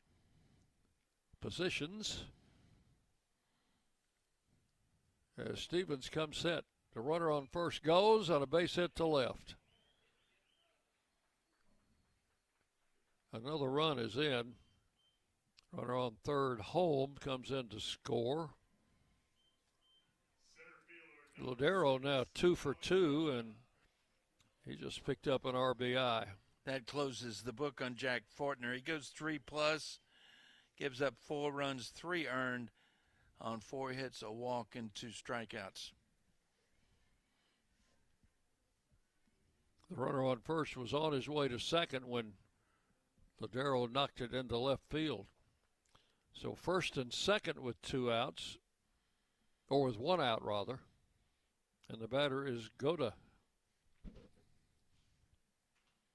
He had a base hit his first time up. There's a strike call. So it is now a 4-1 Lipscomb lead.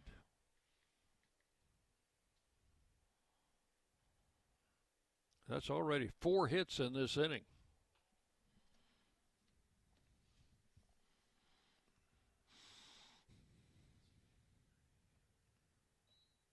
Fastball in for a strike, 0-2. Lipscomb is 2 games under 500 overall at 22-24, but in the conference they're 15-9. One of only 4 teams in the Atlantic Sun over 500 in conference play. Pitch is in the dirt outside, blocked by the catcher, Janela. 1-2. If you look at their non-conference schedule, they've played a really tough non-conference. They opened with Kentucky, played 3 with West Virginia, 3 with Villanova. I think they played both Tennessee and Vanderbilt. They have played both. They lost. Go to second. They've got him.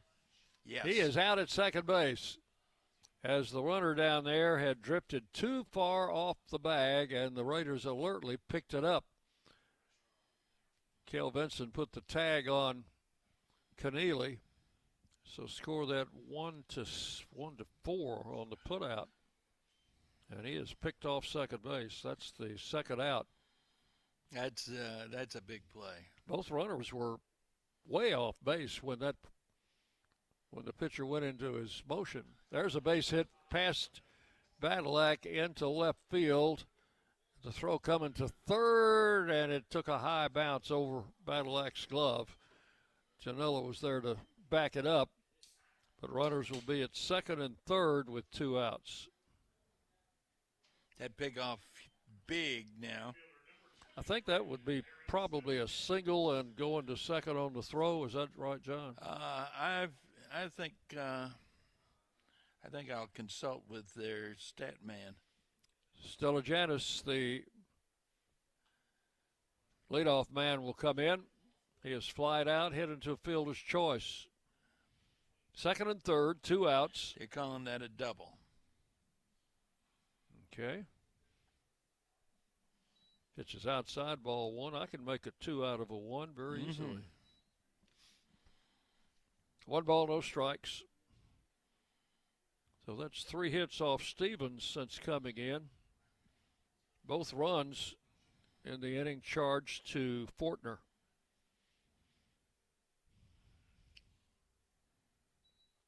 Inside, almost hit him. 2-0 to Aaron Stelijanis.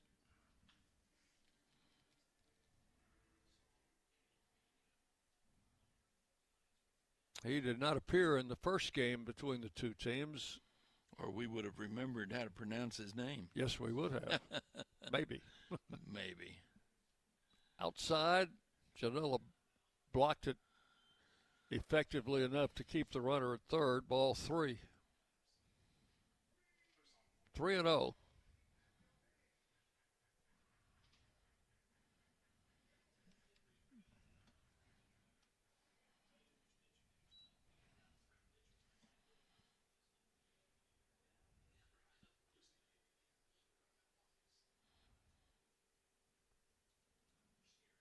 See if they give him the green light here. Nope, he took it, and it's ball 4. So now the plot thickens. Bases loaded. Bases are loaded with 2 outs. The 8th man to bat in the inning is Brady Miller.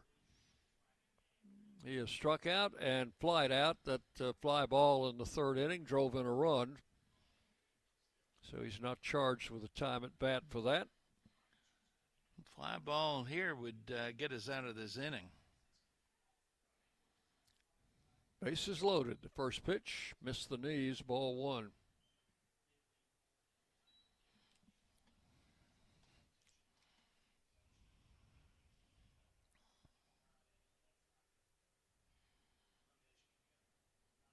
The Raider right-hander winds and fires, and a foul outside the bag at third. Coach Forehand made a nice pickup down there. 1-1.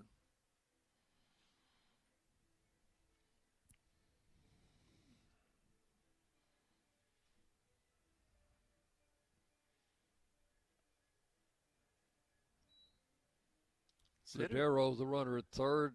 Goda at second. Stelijanis at first. There's a strike. 1-2 to Miller.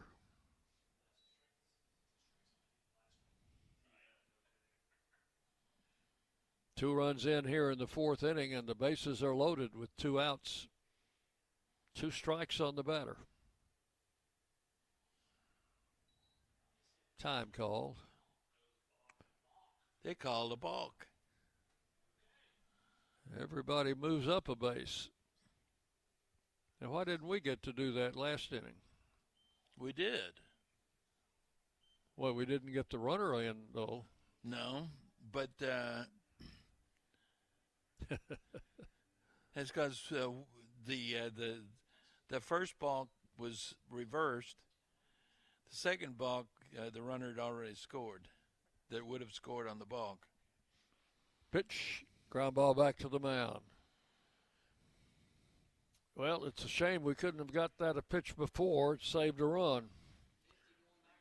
That's all in the fourth.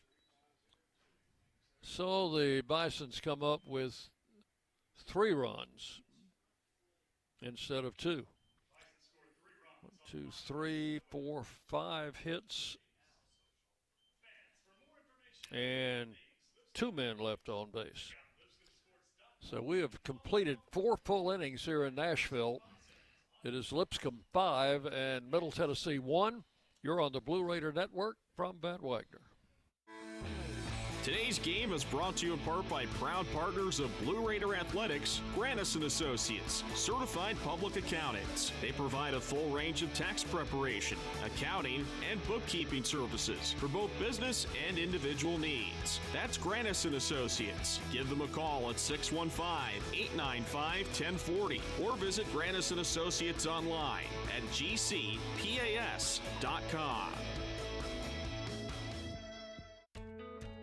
Not feeling well and need to see a doctor? Find the care you need now at Ascension St. Thomas. We're here with 24/7 ER care, same-day care, and walk-in urgent care for broken bones, sprains, allergies, sore throats, and more. Visit ascension.org/St. Thomas Care to get the right care at the right place at the right time. Serving Middle Tennessee State University, Murfreesboro, and surrounding communities. The Blue Raiders play here. News Radio WGNS. We go to the 5th inning. Raiders trailing 5-1 as Cooper Clapp will lead it off. He is now the Blue Raiders shortstop, started at second base. Replaced Matt Wolf at shortstop after Wolf got hit in the head with a thrown ball. And then Wolf batted again in the next inning. And Coach Myers would not let him come out in the bottom of the inning. There's a check swing.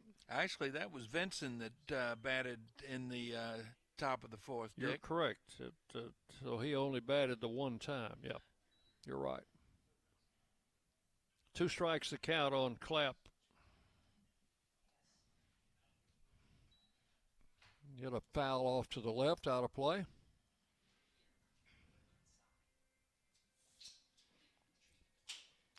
Lipscomb's record at home this year is 14-12. They are 8-12 on the road, but they've got a very good conference record at home. Another foul out of play. They've won 9 out of 12 conference games at home.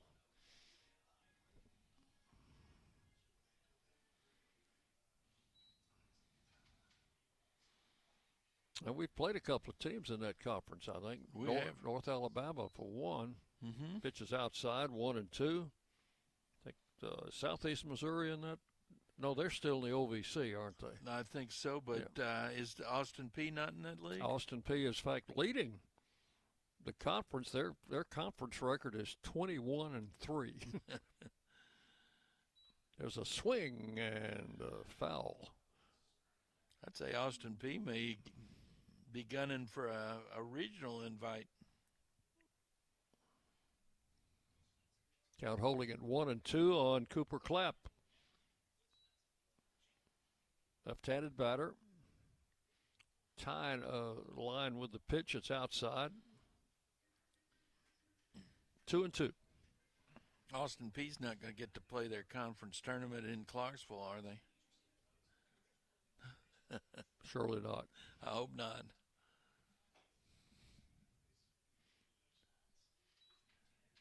Swinging a foul out of play down in the right field corner. Well, it's going all the way. It just bounced back onto the field.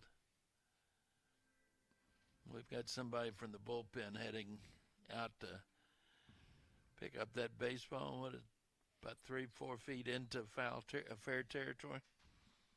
Another 2-2 pitch popped up. Shortstop behind the bag at second. Calls it. Makes the catch for out number 1 in the 5th. So with 1 out, the batter is Jackson Janela. Single up the middle and came around to score the only run for the Raiders. That came in the 3rd. Came in on a sacrifice fly by Tyler Minnick. Janela takes a strike, 0-1. Young man from the state of Florida said it took him a while to get accustomed to playing in February and March in Tennessee. I would think so. Strike called, 0-2. That one is outside. 1 ball, 2 strikes to Janela. Takes a while even for a native to get used to playing baseball in Got that. Middle Tennessee in February and March. You have that exactly right. 1 ball, 2 strikes to the Blue Raider catcher. And a swing and a foul out of play. You know, you think about it, though, our February home games were not particularly typical February home games. Weren't that bad, were they? We had some fairly decent weather in February.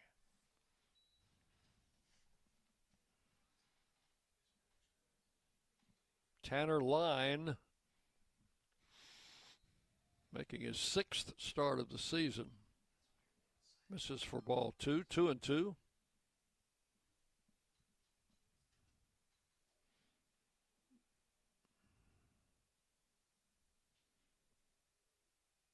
Pitch is swung on, hit to right field, and that's going to be caught out there by the right fielder. It's Stella Janis. Makes the catch for out number 2.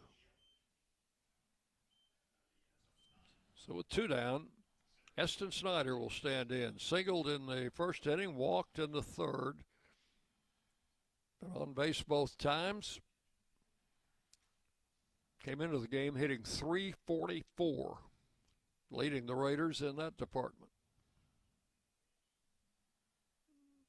Showed bunt. Took the pitch outside for ball 1. Third baseman will come in and play a little closer. Just about even with the bag down there. There's ball 2. 2-0.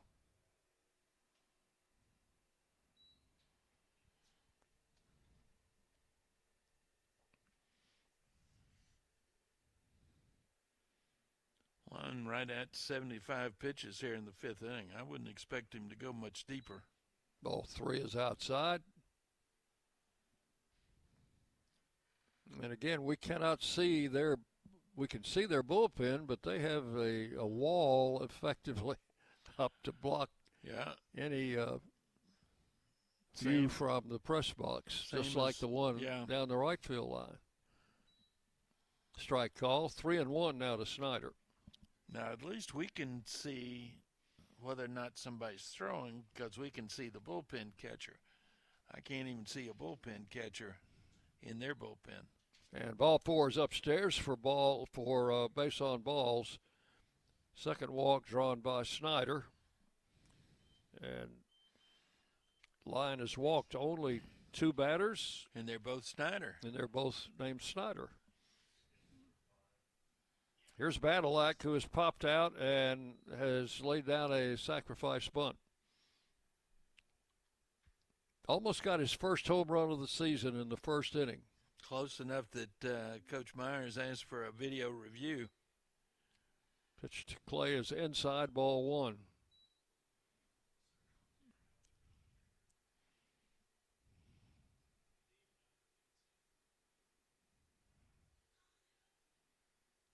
Right-hander comes set. And that ball is driven down the right field line. That was going to be out of the ballpark, I think. Getting close to it, but go into those trees out there. Yeah, I'm not sure which set of trees it got into, but he hit that a long, long way. But 1-1. That one was very foul.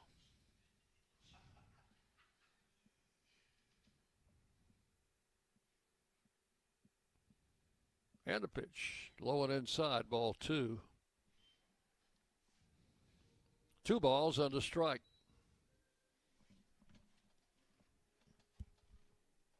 Tyler Minnick is on deck.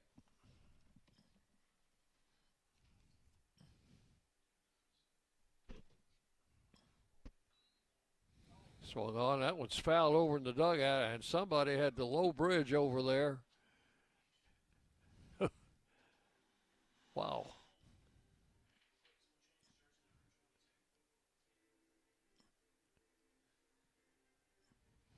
Somebody had to duck in a hurry. 2-2.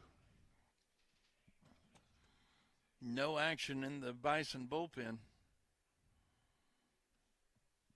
Line comes set, and the pitch. Swing and a foul. Popped out of the catcher's mitt. Count holds at 2 balls, 2 strikes. Raiders will host Sam Houston Friday, Saturday, Sunday. Friday's game at 6, Saturday at 3, Sunday at 1. The Bearcats will come to town. Fresh off a 3-game sweep of Liberty. That one surprised everybody, didn't it?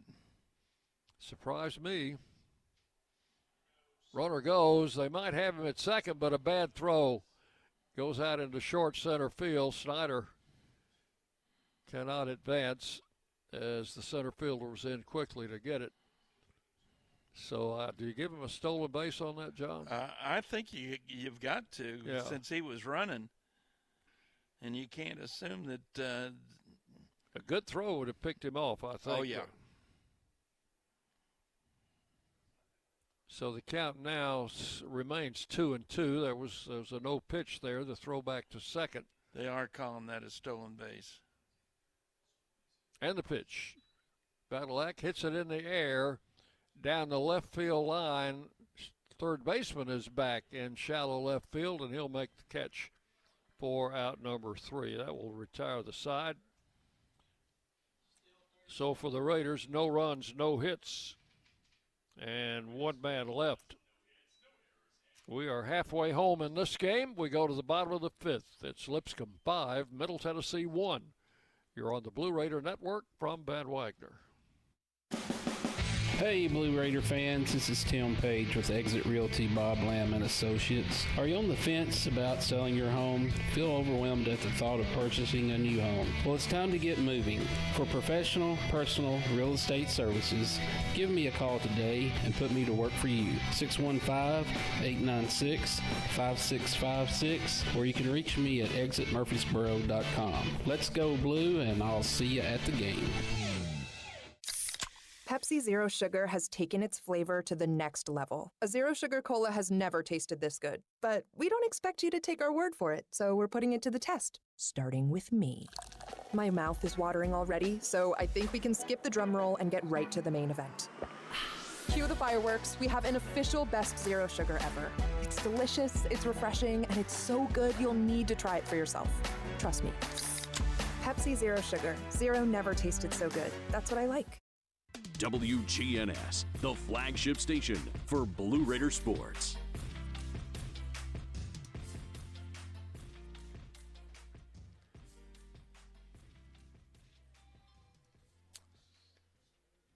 Well, Lipscomb batted 8 men in the 4th inning when they scored 3 runs.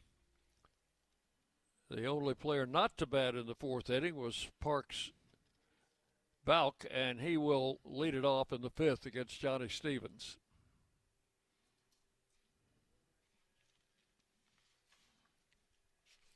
Blue Raider infield with a bit of a different look here due to the precaution taken with shortstop Matt Wolf, who was hitting the head with a pitch ball while batting. Cooper Clapp is now playing shortstop. Cale Vinson came in to play second. Badalak at third, and Tyler Minnick is playing first. He normally catches, of course. And when Janilla is behind the plate, they move Minnick to first. Here's Balk, 0 for 2. Swings at the first pitch, lifts it foul out of play. 1 strike. 5 runs, 7 hits for the Bisons. 1 run, 2 hits for the Raiders. I was looking at his media package, the game notes for Lipscomb. The last midweek game that There's a hot shot. Badalak comes up with it, makes the throw to first in time. Made that look easy, didn't he? But it wasn't. That was a smash. It's 1 out in the 5th. So Tanner Lyons' last outing pitched in relief 2 weeks ago against Tennessee Tech. And he went 2/3 of an inning, gave up a run and a hit, walked a couple of people, didn't strike out anybody. Here's David Coppage. He has walked and doubled and scored 2 runs. I'd say that he is his performance today has had a positive effect on his earned run average. Took a strike on the first pitch, swings and fouls this one over to the Lipscomb dugout, 0-2. Transfer from the University of Virginia. He's in his 4th year with the Bison program here. Pitches high, 1-2. Don't see many 4-year players anymore. No. Eston Snyder for the Raiders is in his 4th year.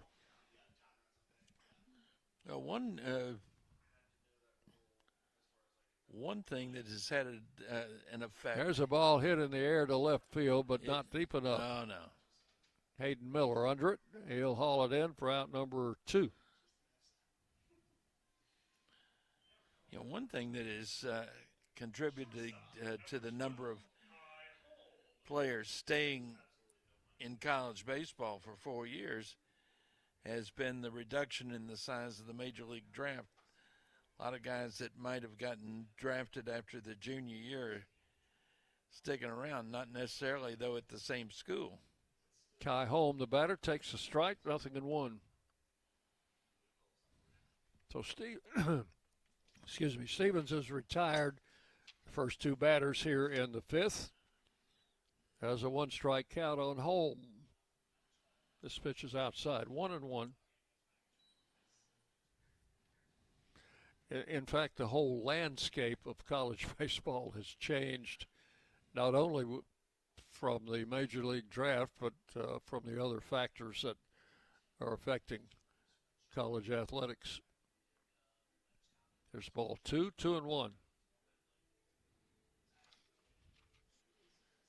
And I think baseball will have a roster change next year. There's a ball hit to right field. A diving effort by Rogers gets by him. That'll be 3 bases. That is going to turn into a triple as the throw comes back in. Rogers thought he had a chance, but did not. The ball rolled to the 375 mark out in right center. So that is a 3-base hit for Holm. One of the more exciting plays in baseball. You don't see many triples anymore. It's hit number 4 off Stevens. So with 2 outs, a runner at third. That's the first triple for Holm this season. Batter is Keneally. Has a single and 2 trips. And the pitch. Outside for ball 1. There's still one ballpark left in Major League Baseball that's kind of the home of the triple these days, though, at Fenway Park. You get one over the right fielder's head at Fenway Park, and if you got any kind of speed, that's going to turn into a triple. That stadium in Colorado has a lot of triples, too. That's right. Pitches inside, 2-0. That stadium in Carolina or in Colorado is, well, just the whole thing is a strange place to be playing baseball. I think the Rockies would attest to that this year. Pitch is low for ball 3. 3 balls, no strikes. Well, Stevens looked really good for those first 2 hitters. Gives up the triple. Now he's having trouble throwing strikes. That's a concentration issue.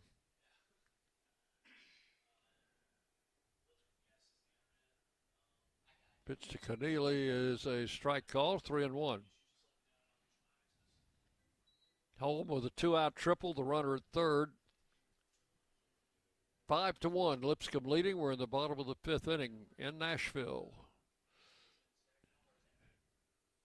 And dusk has settled over the Music City. Fly ball to left field. Miller back. Off the wall. A triple followed by a double. So Keneally hit it over Hayden Miller's head in left field to drive in a run, and it's 6-1. Well, watching batting practice earlier this afternoon, the ball was carrying well to left and left center, which is exactly where that ball got to. Coach Myers has he called? So we will pause here and tell you about our new pitcher when we come back. You're listening to Middle Tennessee Baseball from Van Wagner. When the arena lights dim for a concert, or when the crowd becomes one at a big game, you can almost feel like you're the biggest fan. But who's your biggest fan? It's the person that will get you home safely after a night of drinking. It's the person who looks out for your life to make sure you leave the stadium with someone sober. This could be a designated driver or someone who offers to get you a ride share. Because in Tennessee, fans don't let fans drive drunk. Brought to you by the Tennessee Highway Safety Office, a division of the Tennessee Department of Safety and Homeland Security. Hey, Blue Raider fans, we know life comes at you fast, but with the right insurance, you'll always be covered. Whether it's home, auto, or life insurance, your local State Farm agent, Trevor Haggard, former MTSU baseball player, is here to help you protect what matters most. Give him a call at 615-203-5522 and find the right plan for you. Like a good neighbor, State Farm and Trevor Haggard are here to help. 615-203-5522. You're listening to MTSU Sports on WGNS. New pitcher for the Raiders is right-hander Bryant Baranek, who will come in for Johnny Stevens here in the 5th. Runner at second, 2 outs. Brian Baranek making his 16th appearance, all but 3 in relief. He's thrown 23 and 2/3 innings, giving up 28 runs, 25 of them earned on 33 hits, 15 walks, 15 strikeouts, 9.51 ERA, a 2-1 record with 1 save.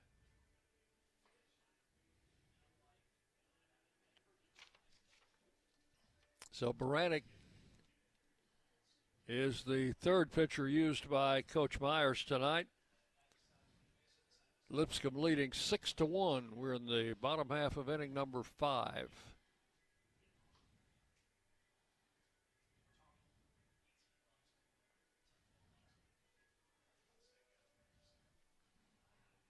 Johnny Stevens goes an inning and 2/3, gives up 5 hits, a walk, a strikeout.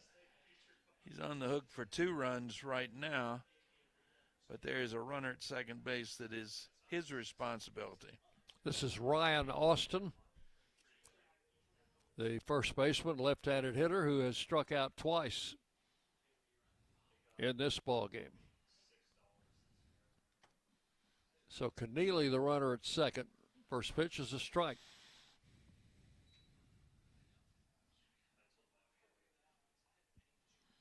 Nothing in 1.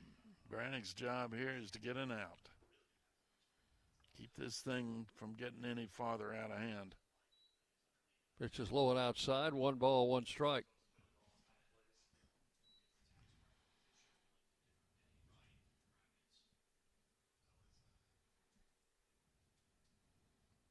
Raider infield shifts over with 3 infielders to the right of second base. Swinging a foul back for this left-handed hitter. Well, he does like to take those big swings. 1-2 the count.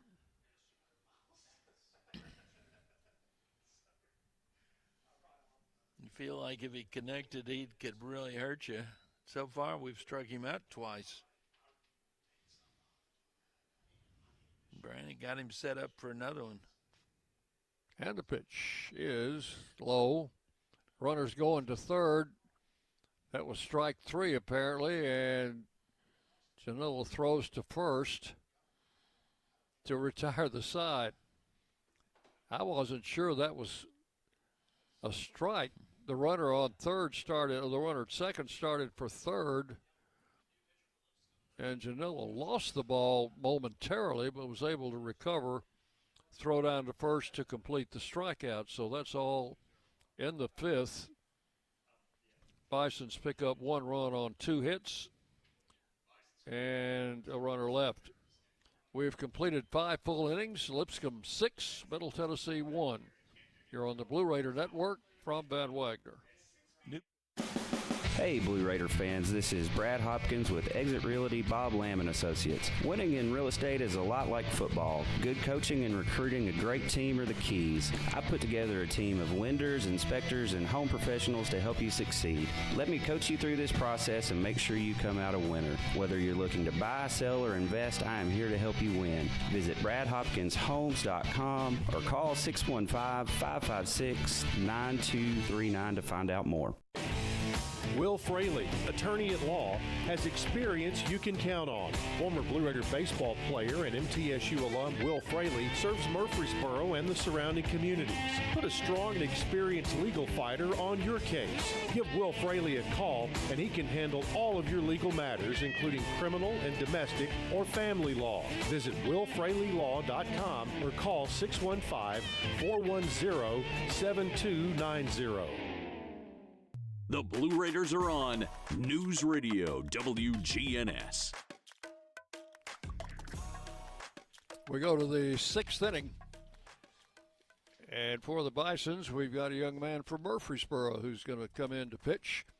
Joey Mitchell, left-hander out of Riverdale High School and Walter State Community College. So he's maybe pitching against some of his former teammates here. I suspect if it's not former teammates, certainly people that he's played against. Yeah. Anyway, making his 14th appearance, all in relief. He's thrown 25 in a third innings, given up 28 runs, only 18 of them earned, though, on 30 hits, 15 walks, 31 strikeouts. He's got a 6.39 ERA, a 2-0 record with 1 save. He is listed as a grad student. So he's ready to pitch to Tyler Minnick. Minnick has fouled out and has driven in the Raiders' only run that with a sacrifice fly in the 3rd inning. First pitch to him inside for ball 1.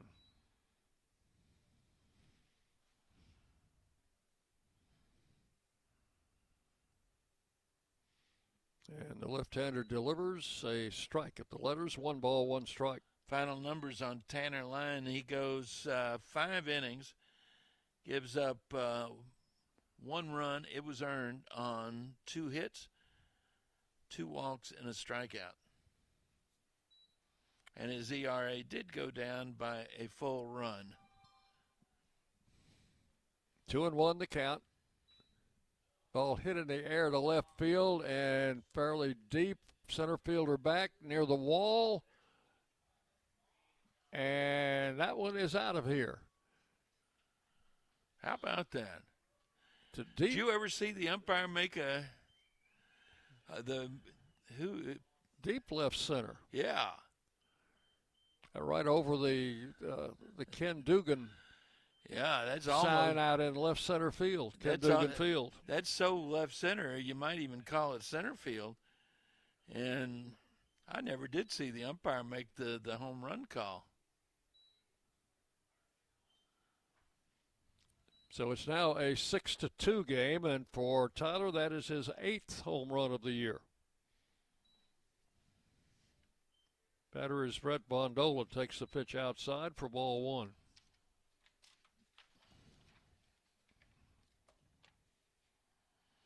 For Mitchell, that's just the 4th home run he's given up this year. Ball 2 misses, 2-0. Actually, 3-0.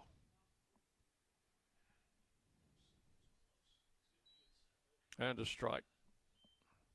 He's a fast worker.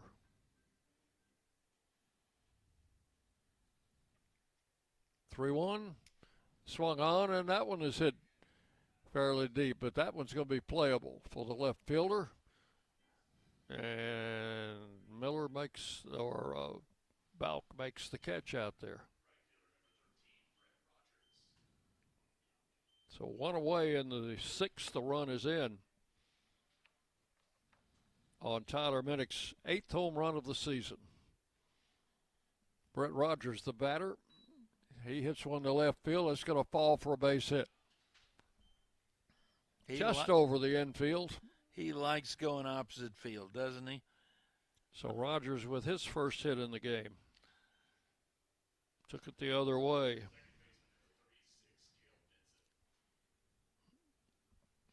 Runner at first with 1 out. The batter is Cale Vinson. He's up for the 2nd time. Did not start. Came in the game as a replacement for Matt Wolf, who was hit in the head with a baseball while batting in the 2nd inning. First pitch outside for ball 1.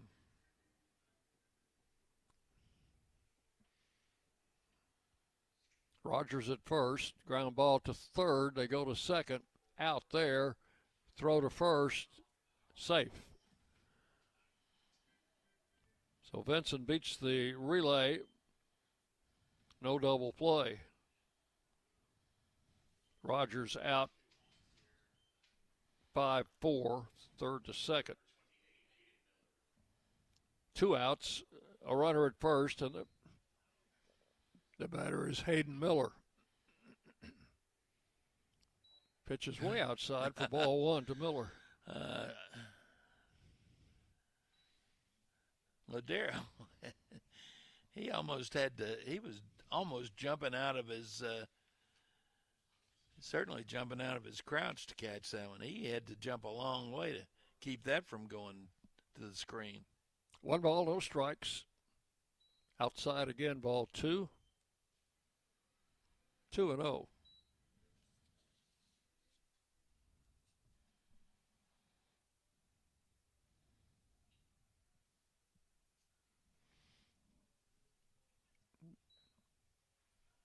There's a swing and a miss, 2-1 to Miller. Struck out in the 1st, flied out in the 4th.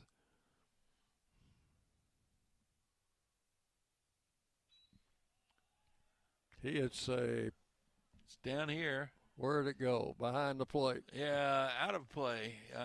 Just over the screen, off to our left. Oh, it's a good hustle by the pitcher. He was back there almost as soon as the catcher was. Yeah. Oh, they were both trying to. The catcher, I think, was having a little trouble picking up the baseball. Oh, so was I. 2-2 the count.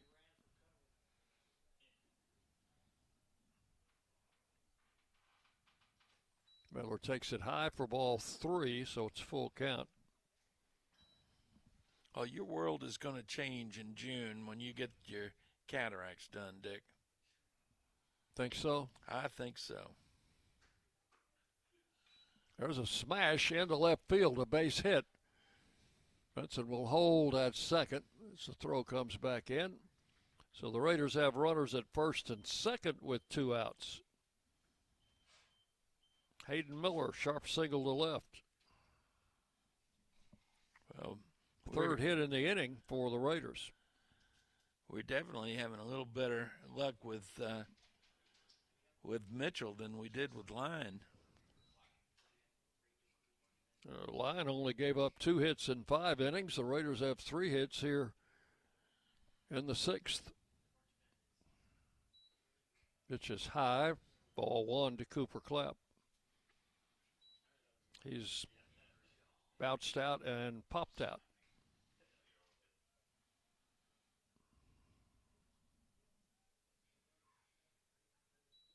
Check swing. Did he go? No. Of course, since he's a left-handed hitter, you're asking a different umpire. 2-0. I don't know what the guy down at first base would have said about that if he had been the one making that call.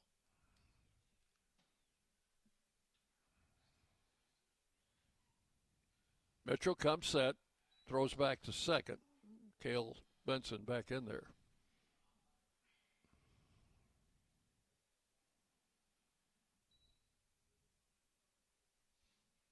Benson was very careful to make sure that throw went back to the baseball went back to the pitcher before he got off the bag.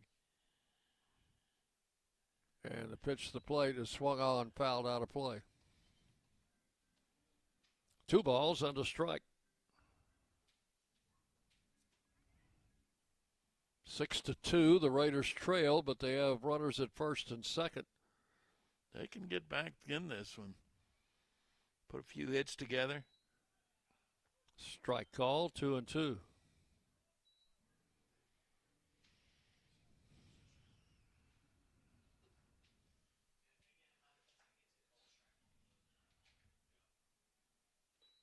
Ball 3 is high and inside. So the runners will get a little head start on this pitch, 3-2. Runners first and second. Left-hander comes set. Runners go. And the ball is, where did that go? It was in the dirt, so catcher had to throw him out 2-3. Strikeout, 2-3. So it's a strikeout. Yep. For Clapp. That is all in the 6th. Raiders come up with one run on 3 hits and leave a pair. So we'll go to the bottom of the 6th inning. Lipscomb 6, Middle Tennessee 2. You're on the Blue Raider Network from Ben Wagner.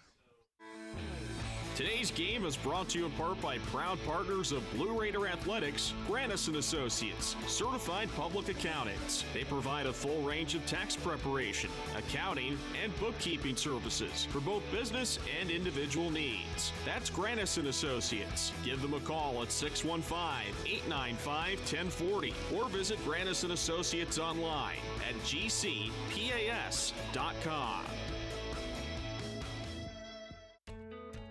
Not feeling well and need to see a doctor? Find the care you need now at Ascension St. Thomas. We're here with 24/7 ER care, same-day care, and walk-in urgent care for broken bones, sprains, allergies, sore throats, and more. Visit ascension.org/St. Thomas Care to get the right care at the right place at the right time. Serving Middle Tennessee State University, Murfreesboro, and surrounding communities. Rutherford County's MTSU station, News Radio WGNS. 6-2, the Raiders trail. We go to the 6th inning. Let's pause 10 seconds for station identification. You're listening to Middle Tennessee Baseball. The flagship station for Middle Tennessee sports, WGNS. Murfreesboro, Smyrna. The Blue Raiders play here. Dick Ballmer, John Caller with you from Ken Dugan Field in Nashville, home of the Lipscomb Bisons. Jackson Janilla, or the other catcher, Alejandro Ladero, will lead it off against Bryant Baranek. We've played at home so much, it's awfully easy to look at the home side of the scorebook, isn't it? Yeah, it is. Pitches outside, And vice ball versa. 1. Actually, Janilla will lead off the next inning for the Raiders. I was just looking at the trying to wrong get side. this inning over in a hurry. Pitch fouled out of play. 1-1. Sooner the better. Ladero Singleton scored in the third. Singleton scored in the fourth. He's upped his consecutive game hitting streak to 5 in a row. We need to have a clean inning. We haven't had a clean inning since the first. Ball is hit high in the air, very high. Right fielder Rogers coming in. He will make the call and haul it in for out number 1. That one got into the stratosphere. Almost seemed to. You know what it did? It got up above the lights. Kind of lost sight of it there for a second. 1 out here in the 6th inning. Colin Goda, the center fielder, batting in the number 9 spot, has a single and a double. Pitches a strike call, 0-1.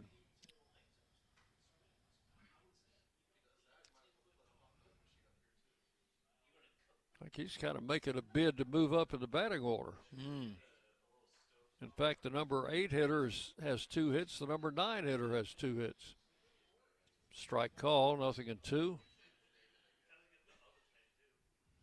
Which means the hitting is almost half of the hitting has been in those bottom 2.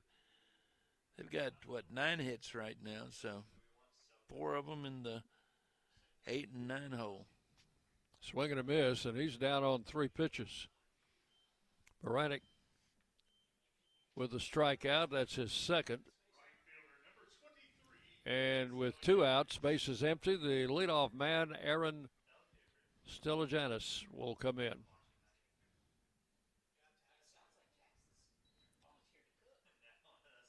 Oh for 2 with a walk. Stelijanis also has a hitting streak going of 5 games. Takes a strike here. 0-1.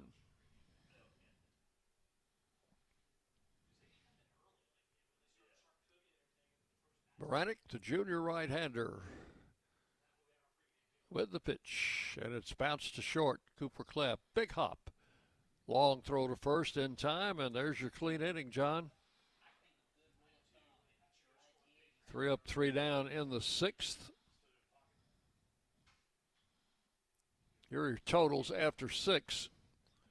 For Lipscomb, 6 runs, 9 hits, no errors. And for the Raiders, 2 runs, 5 hits, and 1 error. 6-2, Lipscomb leads. We go to the 7th inning on the Blue Raider Network from Van Wagner.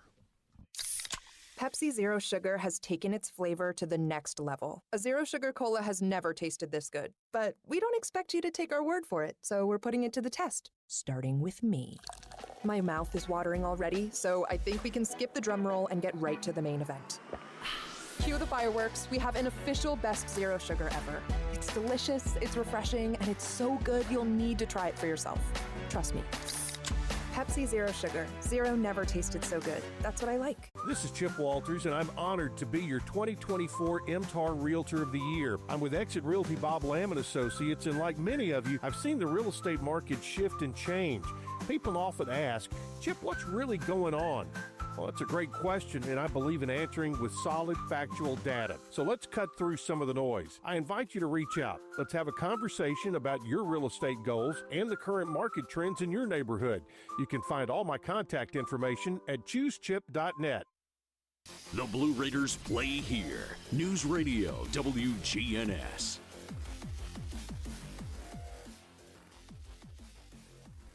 And we go to the 7th inning.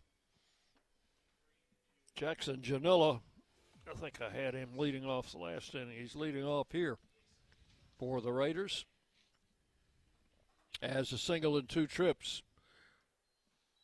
Starting behind the plate tonight for Tyler Minnick, who shifted over to first base. And Minnick has a home run for the Raiders, the only home run in this game so far. There is a strike called to Janilla. The way the ball was carrying in batting practice, Dick, I thought we were going to see more long balls. There is strike 2, and it's 0-2.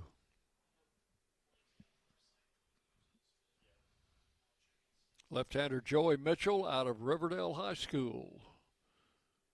And Walter State Community College, and he struck Janela out on 3 pitches.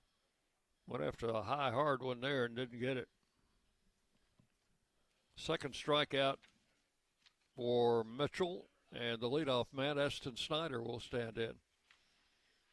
Eston tonight has been on base all 3 times, singled in the first, walked in the third, again drew a walk in the 5th. And Mitchell's pitch is taken low for ball 1.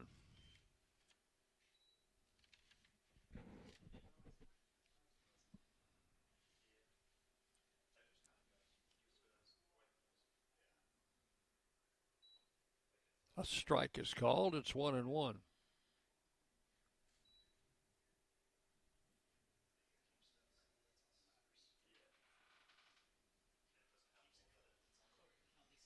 On his career here at Lipscomb. There's a line drive to left field, but it's going to be caught by the left fielder, Balk. That was a line drive. He kind of had to leave his feet to catch that one. Over his career here at Lipscomb, 3 years. Mitchell has had 47 appearances. Only one of those was a start. Clay Badalak will stand in, takes the pitch high for ball 1. I guess that means you're a relief pitcher, doesn't it? I think that's what it means.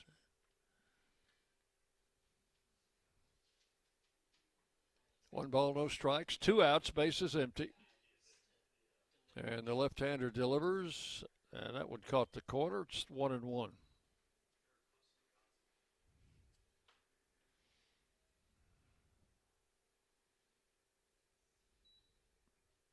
Tried to get that corner again, but missed low and away. 2 balls and a strike to Badalak.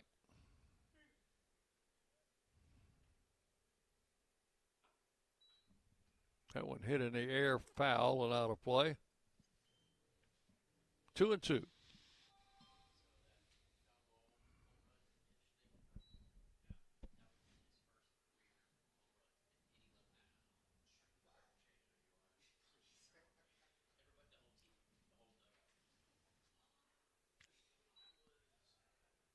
That one just missed. Catcher was trying to sell that one. It looked pretty good from up here. Yeah. 3-2 now to Badalak. I mean, that is a tough pitch to take.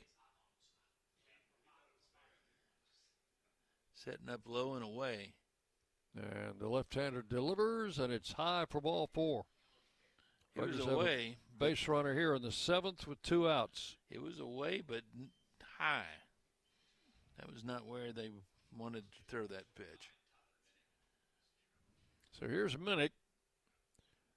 Hit a deep home run to left center in the 6th inning. The only problem was there was nobody on base. There's a swing and a miss, strike 1. So we do have a base runner now with 2 outs.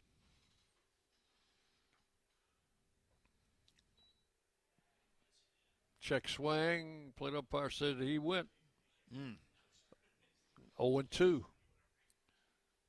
Well, this umpire, the whole crew, in fact, is not afraid to throw up that right hand. There's a ground ball to the right side. Second baseman over, makes a good pickup and throw to first in time for the out. Miller with a good play as he was playing Minnick to pull the other way. Had to make a long run to get that one. No runs, no hits, 1 left. And it's 7th inning stretch time here at Lipscomb. The Bison 6 and the Blue Raiders 2. You're on the Blue Raider Network from Van Wagner. Las Casas Drugs is a proud sponsor of Blue Raider Athletics, located at 4702 Las Casas Pike, just minutes from Murfreesboro. Las Casas Drugs strives to provide all of your pharmaceutical needs in that hometown atmosphere you deserve. Family-owned and operated, Las Casas Drugs offers free delivery, immunizations, drive-through window, gift shop, merchandise, and medication management programs. Come by and see how we can make a difference. And go Blue Raiders. At State Farm, when home and auto work as a team, you score and save money. I'm State Farm agent Andy Wama. Give me a call at 615-890-0850 and let's work together to win big by saving money on home and auto. With the service you get from State Farm, you might think our car insurance costs more. I'm State Farm agent Andy Wama. Give me a call at 615-890-0850 and let me show you with discounts up to 40%. You may find it even costs less. WGNS, the flagship station for Blue Raider sports. Raiders trail 6-2. We go to the bottom of the 7th inning in Nashville. 110 years ago. Okay. Today, May the 6th, a pitcher for the Boston Red Sox had 3 hits in the game. His name was Babe Ruth. Right. And one of those 3 hits was his first major league home run. And that was at the Polo Grounds in New York. Pitch was fouled down the right side. That was going to get out of play into the Raider bullpen. Well, I think that by that point, the Highlanders were no longer the Highlanders, had turned into the Yankees, but they were doing a ground share deal with the Giants. They were still a few years away from building across the river at what became Yankee Stadium. Pitches a strike to Miller, 1-1. You ever seen pictures, aerial pictures that show that have got the Polo Grounds and Yankee Stadium in the same picture? No. They were, I mean. Swing and a miss, 1-2. That was a strike 3. Oh, okay. We'll mark it down. Yeah. Now there was a river in between them, but there wasn't a whole lot more than that river in between them. So 1 out in the 7th. The batter is Parks Balk. He's 0 for 3 in the game. Baranik's pitch, a strike on the outside corner. And because there were 3 New York teams in town, if you count Brooklyn as New York, and Brooklyners don't like to think of it that way, but it was not unusual to be playing a game at Yankee Stadium and at the Polo Grounds at the same time. Pitch outside, 1-1 to Balk.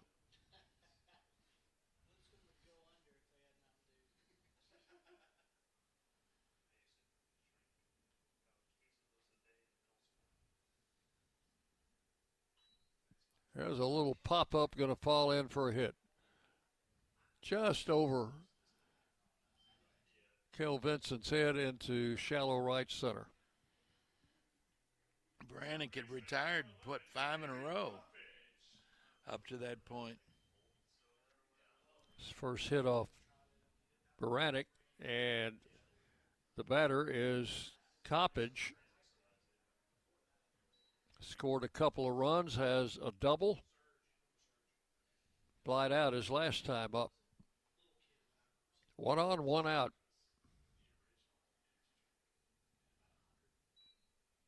Foul back out of play, strike 1. Another occurrence that caught my eye 72 years ago today. In 1953, a pitcher by the name of Bobo Holloman of the St. Louis Browns pitched a no-hitter. 6-0 no-hitter against the Philadelphia A's in his first major league start.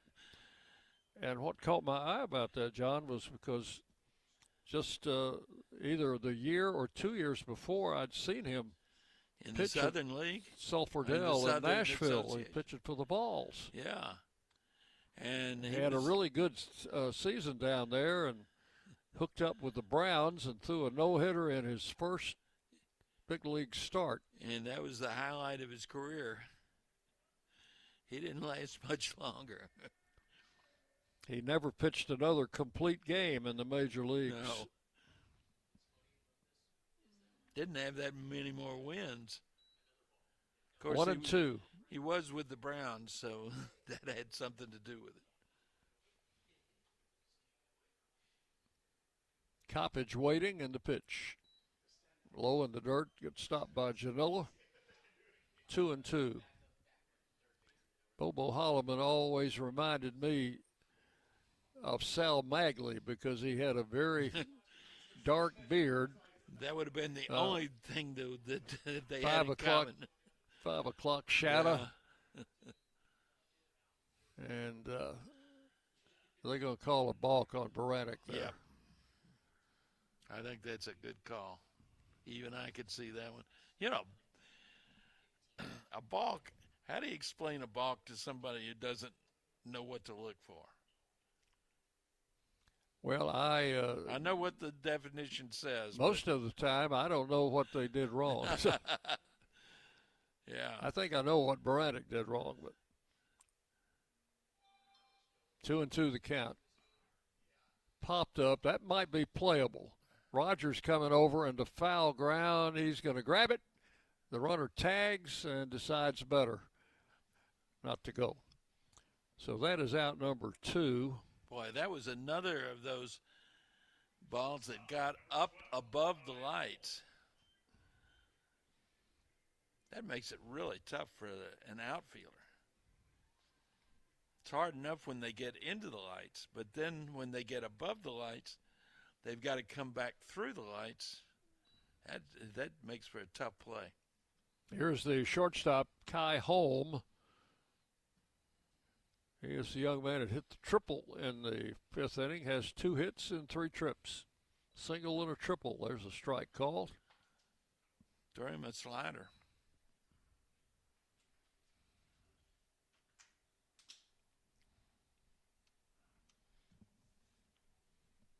One other notable thing happened on this day, and I'll tell you about that in just a minute. It has to do with pitching again. Strike called, 0-2. Gaylord Perry won his 300th game on this date in 1962, I think, pitching for Seattle. I didn't even realize he pitched for Seattle. He pitched for a bunch of folks. Yeah, he did. Did he win 100 in each league? Something like that. He's a Hall of Famer. There's a foul off the screen. He was famous for loading the baseball. Yep.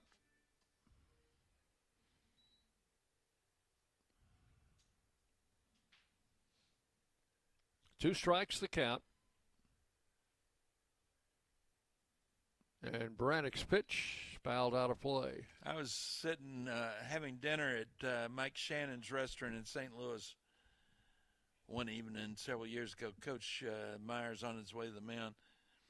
And it just so happened that the umpiring crew was sitting next at the table next to us.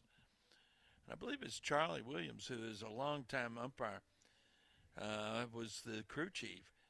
And they got to talking about Gaylord Perry. And what Charlie Williams said was, he was telling his crewmates, we knew that Gaylord Perry was loading the baseball, but he was using sweat and rosin, both of which are legal. So they can't get him for using an illegal substance. I thought that was very interesting. I doubt if he knew that he was talking to a member of the working press. Oh, I thought you were just eavesdropping. I was. Two strikes the count to Kai Holm, the shortstop. And Baranek's pitch fouled out of play again. That one hit something, may have hit that light tower and dropped back into the bullpen. Yeah. I think it hit a light.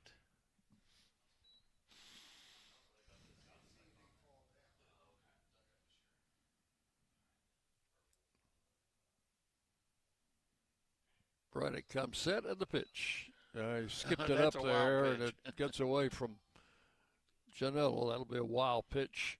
Send that runner to third. Yeah, he just overthrew that ball. He wants a new one. And the count is 1-2.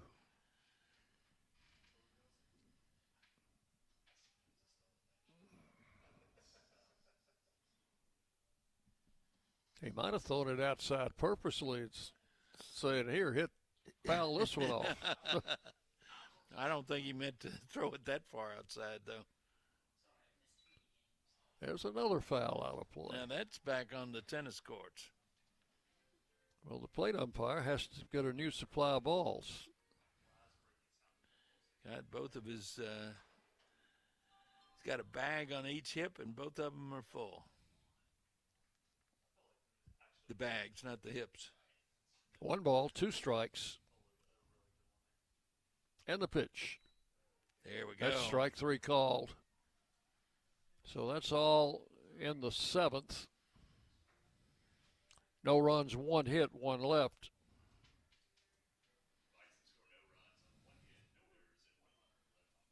So we have completed 7 full innings here.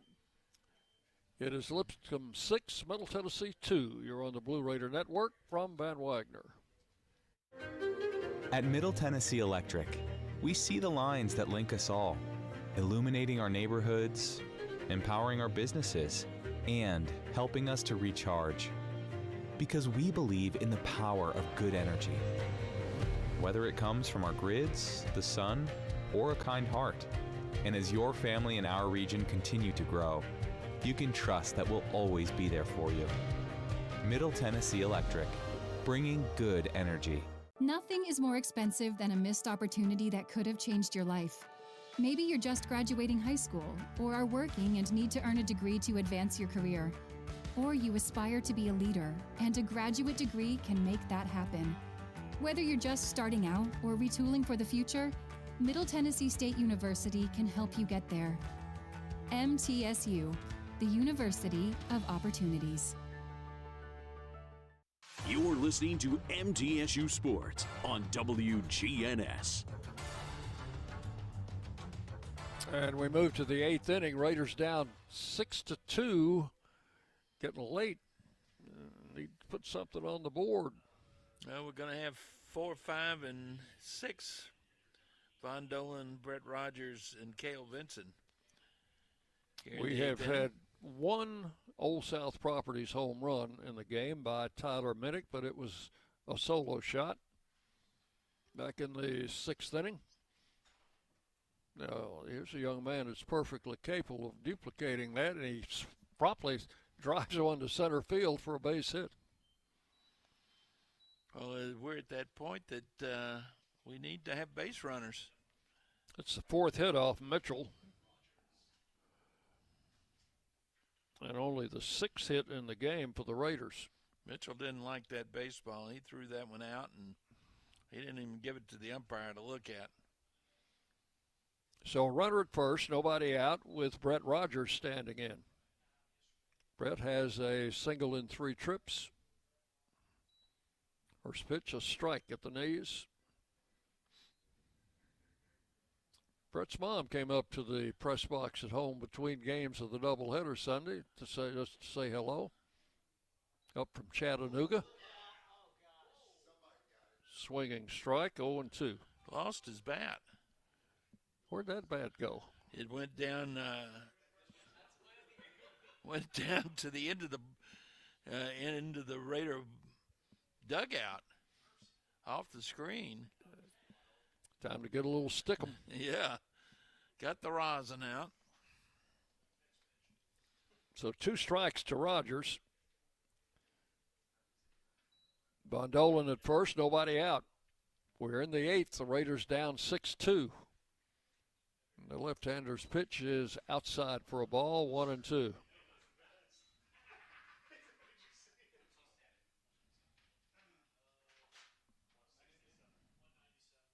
Left-hander comes set, and the pitch fouled away off the screen. Count holds at 1-2. Brett trying to go opposite field like he did back in the 6th inning. He's kind of dropped one over the infield for a base hit. And the pitch popped up. Another very high pop-up in the infield. Shortstop Holm is calling for it. And he'll take it for out number 1.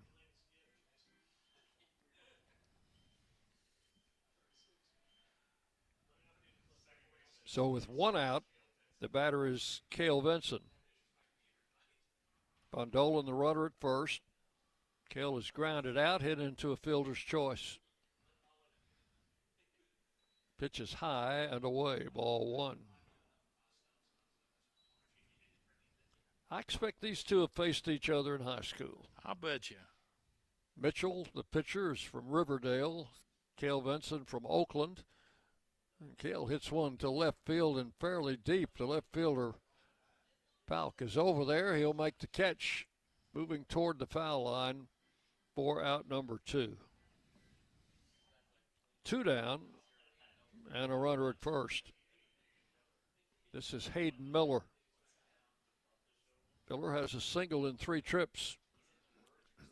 Playing left field tonight. Is that the first time we've seen him in left? No, but first time in a while. Yeah. Foul out of play. Well, he started the season as a third baseman. And I think I can remember him playing right once or twice. 1 strike the count. Kind of settled in at first the last couple of weeks. Pitch is high, 1-1.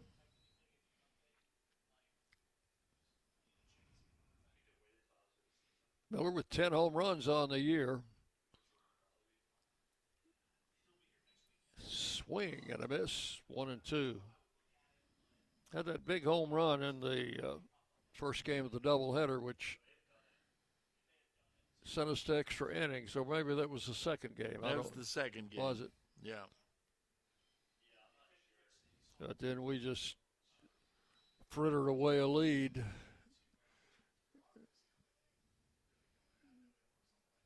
Lost both games in that doubleheader. Here's the 2-2. That's strike 3 called. He knew it. I knew it. You knew it. Plate umpire knew it. He certainly did. No runs, a hit, 1 left. We'll go to the bottom of the 8th inning. It is still Lipscomb 6, Middle Tennessee 2. You're on the Blue Raider Network from Van Wagner. The Blue Raiders are winners in the classroom, on the field, and the courts. Richard Lewis here. I want you to win in real estate also. Buying, selling, auction here in Tennessee, or along the Gulf Coast, a second home, or investing. Give me a call to help start that winning process. 615-319-9981. Oh, I'm never too busy for your referrals. Richard Lewis, Exit Realty, Bob Lamb & Associates. Will Fraley, attorney at law, has experience you can count on. Former Blue Raider baseball player and MTSU alum Will Fraley serves Murfreesboro and the surrounding communities. Put a strong and experienced legal fighter on your case. Give Will Fraley a call and he can handle all of your legal matters, including criminal and domestic or family law. Visit willfraleylaw.com or call 615-410-7290. The Blue Raiders are on News Radio WGNS.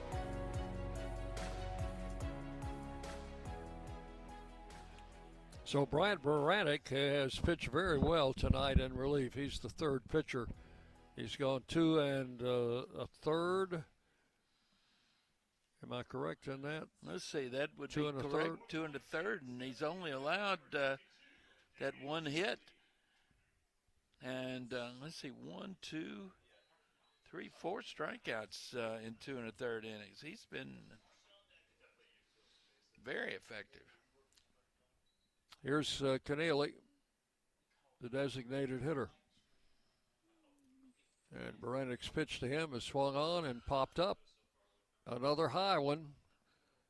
Cale Vinson over, and he will take it, moving toward the right field line for out number 1. I have seen more high flies tonight than... Is it our vantage point that makes them look so high? It could be, but we're not that much lower than we are at home. Yeah, a little bit lower, but not much. So here's Austin. Now we are a little bit closer to the plate. Now Austin has struck out 3 times, and he is anxious to get the bat on the ball. 0 for 3. The pitch is outside, ball 1. Well, he's going for the golden sombrero here.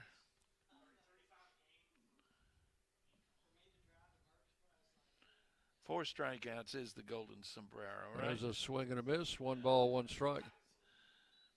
And what is it, 5 strikeouts is the platinum? I don't know, John. There's a little tap foul. He got the bat on it, but just he's looking barely.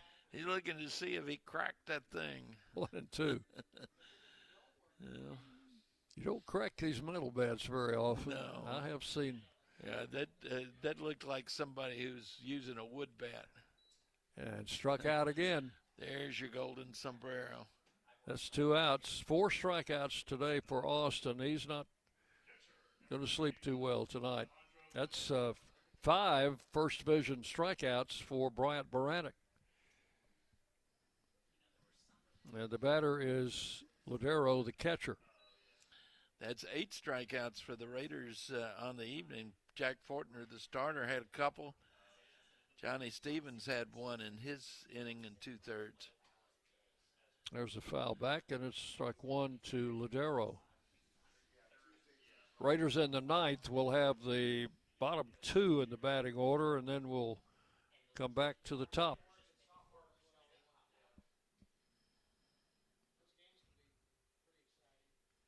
Baranek's pitch, that's right in there for a strike. He has been right there on the plate all night. 0-2 the count.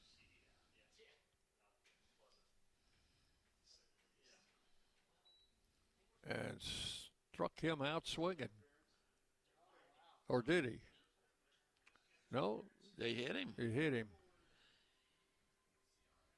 Looks like he was swinging at it, but maybe he was just trying to get out of the way. I don't know. Could be.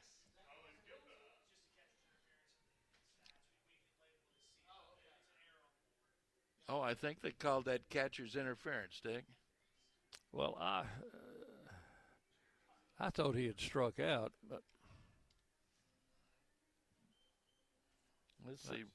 I think you have to give an error to the catcher if that's interference. I think so.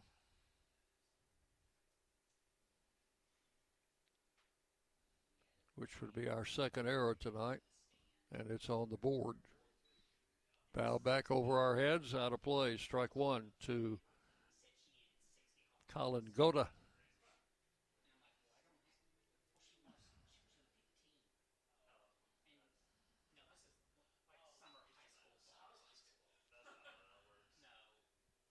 Yeah, they say he reached on catcher's interference, so that is indeed an E2.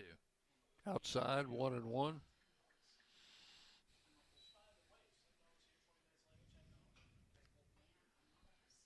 I've seen that called a lot more this year than in the past. So my eyes really didn't deceive me. He did swing at the pitch, but he hit the catcher's mitt. Yeah, apparently so. There is a pitch low for ball 2, 2-1.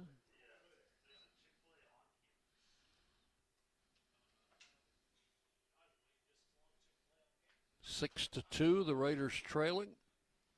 We're in the bottom of the 8th inning. Pitch is outside, ball 3. Is he going to a 3-ball count? 3-1. I don't remember him going this deep in a count. Do you? No, he's not. Yeah. He's not had a 3-ball count since coming in. There's a strike, 3-2. Well, that'll give the runner a head start at first. They're going to hold the runner.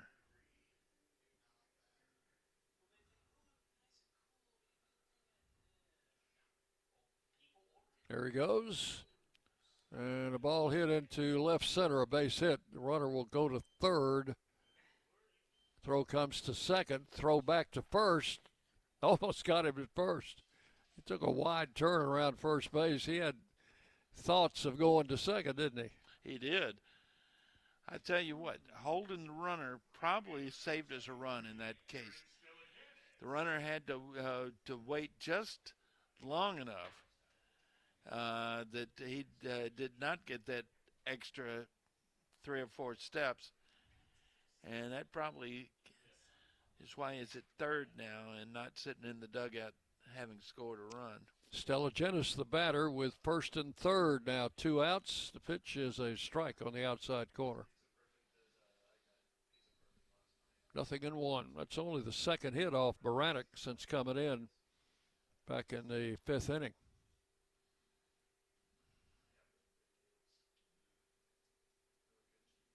Runner on first goes, and a ground ball up the middle. A run will score. The runner's coming to third, and they'll be at the corners. So the catcher's interference cost us a run. Should be sitting in the dugout with watching in the top of the ninth. Third hit and first run off Baranek. Yeah. It'll be unearned right now, I think. Yep. Should be unearned. Coach Myers making a visit to the mound. 2 outs, and we had 2 strikes on the batter, and he swung at the 2-strike pitch. And that's going to get a new pitcher in there. But the swing hit the catcher's mitt, and so Janela was called for interference. That put the runner at first, and then a single to Goda followed, and another hit by Stella Genis drove in the run and leads to a pitching change here with 2 outs in the 8th inning. So we'll take a break while the new pitcher's coming in. It's Lipscomb now leading 7-2. You're on the Blue Raider Network from Van Wagner. Today's game is brought to you in part by proud partners of Blue Raider Athletics, Granis & Associates, certified public accountants. They provide a full range of tax preparation, accounting, and bookkeeping services for both business and individual needs. That's Granis & Associates. Give them a call at 615-895-1040 or visit Granis & Associates online at gcpas.com.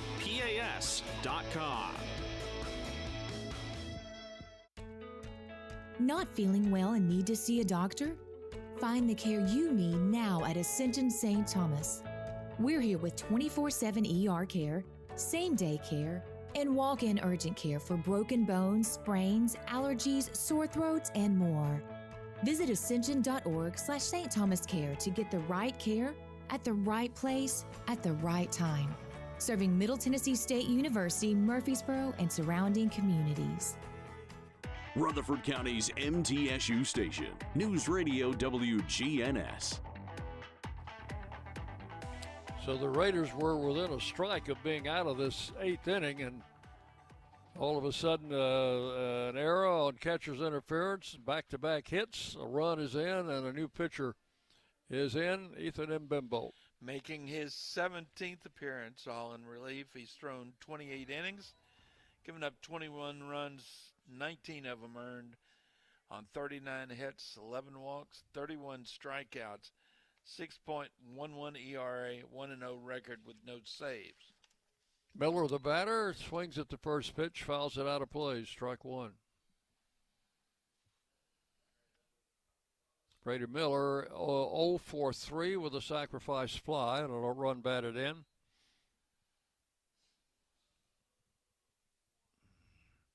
He is the Bison's second baseman.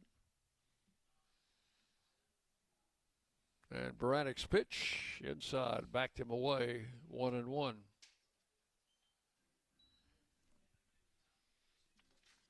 Seven to 2.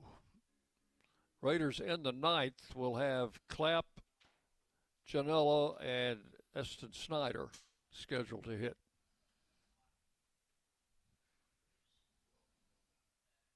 And the pitch. Foul down past third. 1 ball, 2 strikes.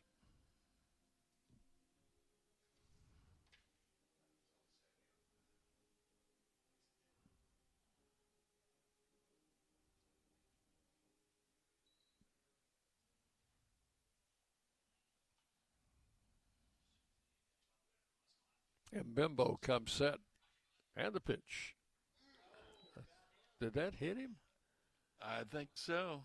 His helmet came off. I Yep. think it grazed the helmet. Yep. Knocked the helmet off. So that's going to load the bases with 2 outs. That's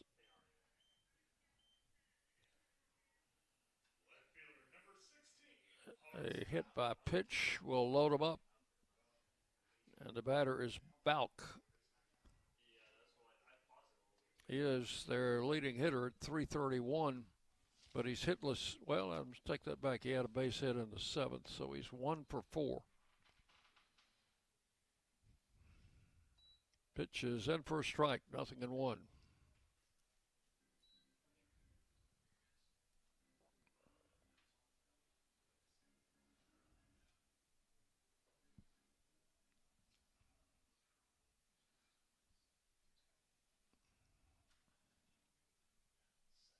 And Bimbo ready to work.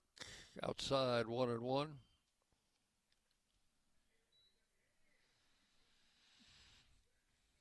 Lipscomb leading 7-2. We are in the bottom of the 8th. 2 outs, bases loaded.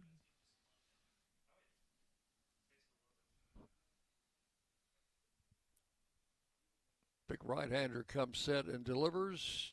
1 around, strike 2. 1-2.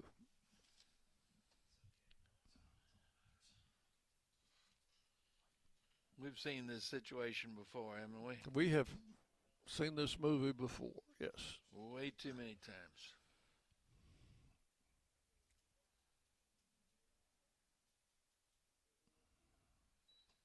Outside for a ball. Usually it does not have a happy ending.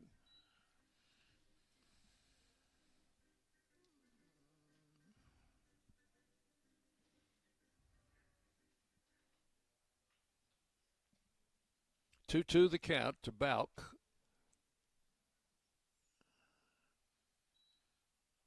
Who called time? Was that the hitter? I don't know. Who's he going to charge with that He gets his timeout? little notebook out. Yeah.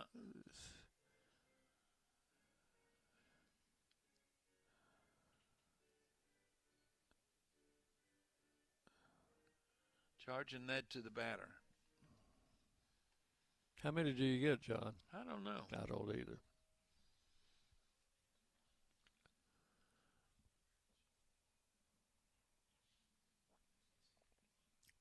Two the count, the pitch. Ball 3 outside. So it's 3-2.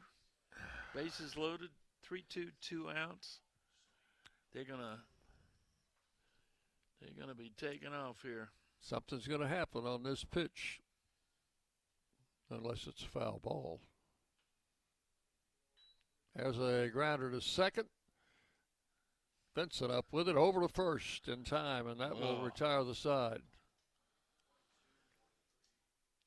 So a longer than should have been 8th inning. And they get 1 run on 2 hits. There was an error, which extended the inning, and 3 men left. So we have completed 8 here in Nashville. It is Lipscomb 7, Middle Tennessee 2. And Cooper Clapp scheduled to lead off the 9th for the Raiders. When we return, you're listening to Middle Tennessee Baseball from Van Wagner. Hey, Blue Raider fans, this is Tim Page with Exit Realty Bob Lamb and Associates. Are you on the fence about selling your home? Feel overwhelmed at the thought of purchasing a new home? Well, it's time to get moving. For professional, personal real estate services, give me a call today and put me to work for you. 615-896-5656, or you can reach me at exitmurfreesboro.com. Let's go Blue, and I'll see you at the game. Pepsi Zero Sugar has taken its flavor to the next level. A Zero Sugar Cola has never tasted this good. But we don't expect you to take our word for it, so we're putting it to the test, starting with me. My mouth is watering already, so I think we can skip the drum roll and get right to the main event. Cue the fireworks. We have an official best Zero Sugar ever. It's delicious, it's refreshing, and it's so good you'll need to try it for yourself. Trust me. Pepsi Zero Sugar. Zero never tasted so good. That's what I like. The Blue Raiders play here. News Radio WGNS.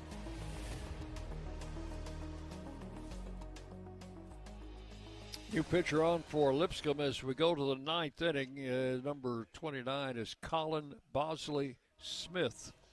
And Bosley Smith coming on for his 18th appearance. All of them as a reliever. He's thrown 23 innings, given up 13 runs, only 6 of them earned on 15 hits, 21 walks, 27 strikeouts. He's got a 2.35 ERA, a 1-0 record with 3 saves. So Keaton Ray is going to bat for Clapp. Cooper had been 0 for 3. Bosley Smith, that's hyphenated last name, 6'4", 220, grad student, transfer from Duke.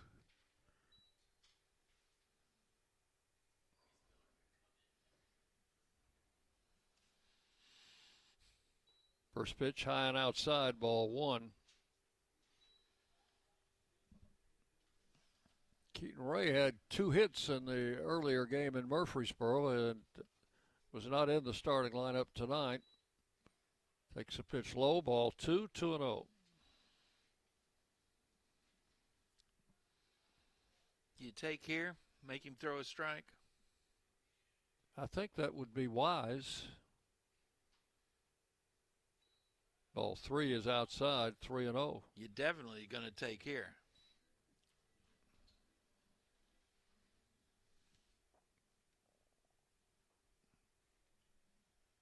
Good to see Keaton get his first home run over last weekend. And ball 4, he walked him on 4 pitches. So the batter will be Janilla. With nobody out and a runner at first, Jackson has a single in 3 trips, scored a run.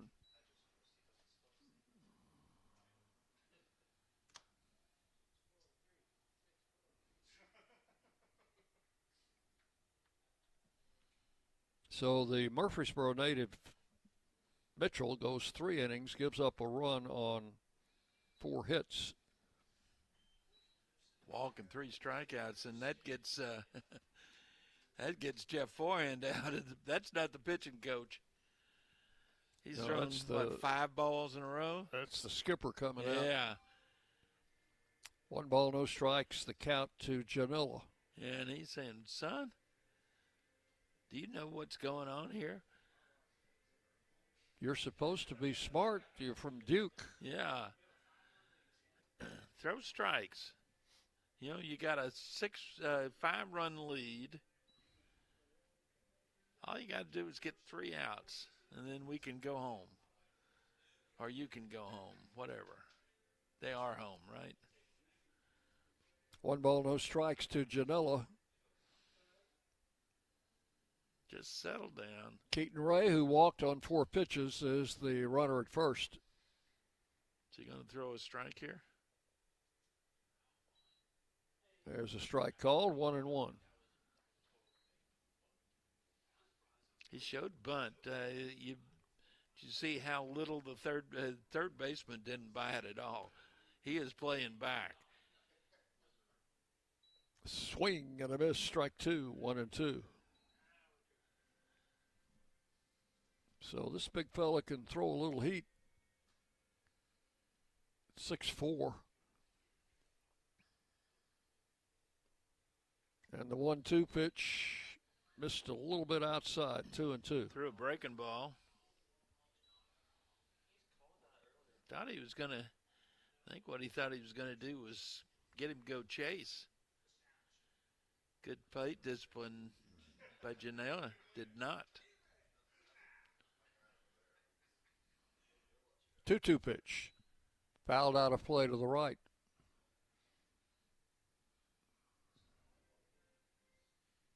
Eston Snyder waiting to hit next.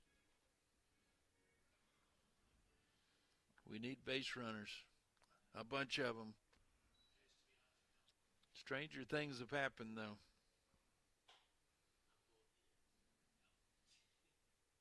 Runner goes. Pitch is high and inside. No chance to get in. Keaton Ray has stolen second base. Got a nice jump. Yeah, and that was ball 3. So a full count. That takes the double play possibility out. Or should. I guess you could still turn a double play. Line drive to the second baseman. Whoa. All 4 inside. There you go. Back-to-back walks now. Runners at first and second with Eston Snyder coming up.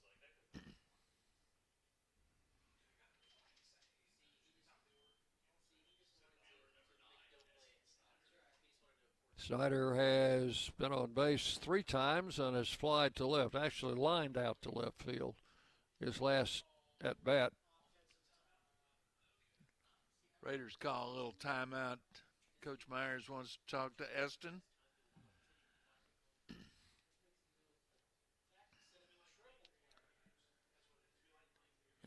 Their second baseman is shading him up the middle. This might be a good opportunity to go opposite field. And Eston Snyder can certainly do that.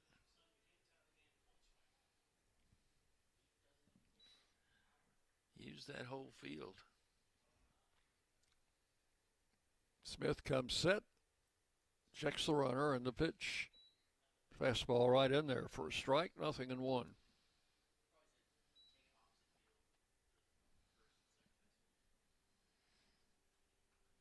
Colin Bosley Smith. I wonder if they call him CBS. Fly ball to center. Center fielder back. Guda will make the catch for out number 1.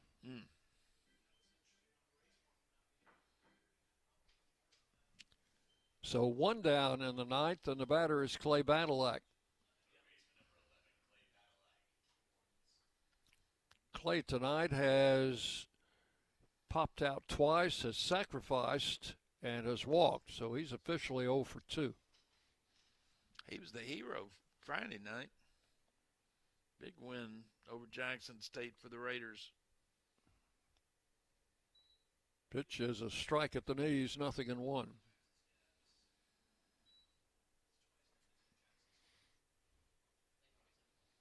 Clay is a senior, said he's set to graduate next spring. Check swing and a strike called, 0-2. Has he got another year of eligibility available to him? You know, John, don't ask me questions about eligibility anymore. I mean, I absolutely have no clue. I'm with you. And struck him out swinging. That is out number 2.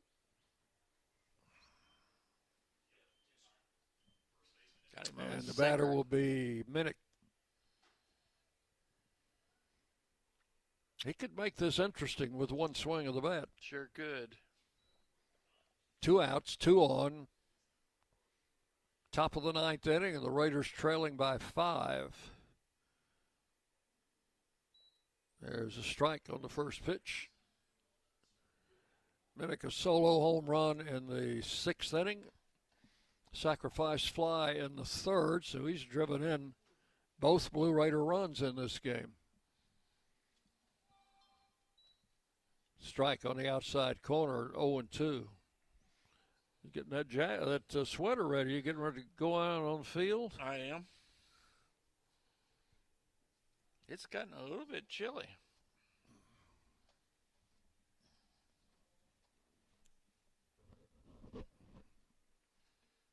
And struck him out swinging. That will end the ball game. For the Raiders in the 9th, no runs, no hits, 2 left. And the Bisons a winner by a score of 7-2. 7 runs, 12 hits, no errors for Lipscomb. 2 runs, 6 hits, and 2 errors for the Blue Raiders. Lipscomb improves to 23-24, and they even the season series at one game apiece. Raiders drop to 20-28, and it's their third loss in a row after dropping the doubleheader Sunday to Jacksonville State.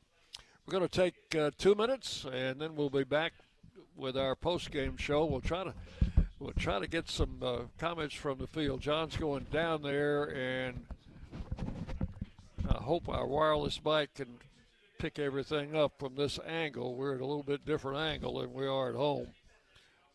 But we'll work on that. We'll take 2 minutes, and then the post-game show next on the Blue Raider Network from Van Wagner.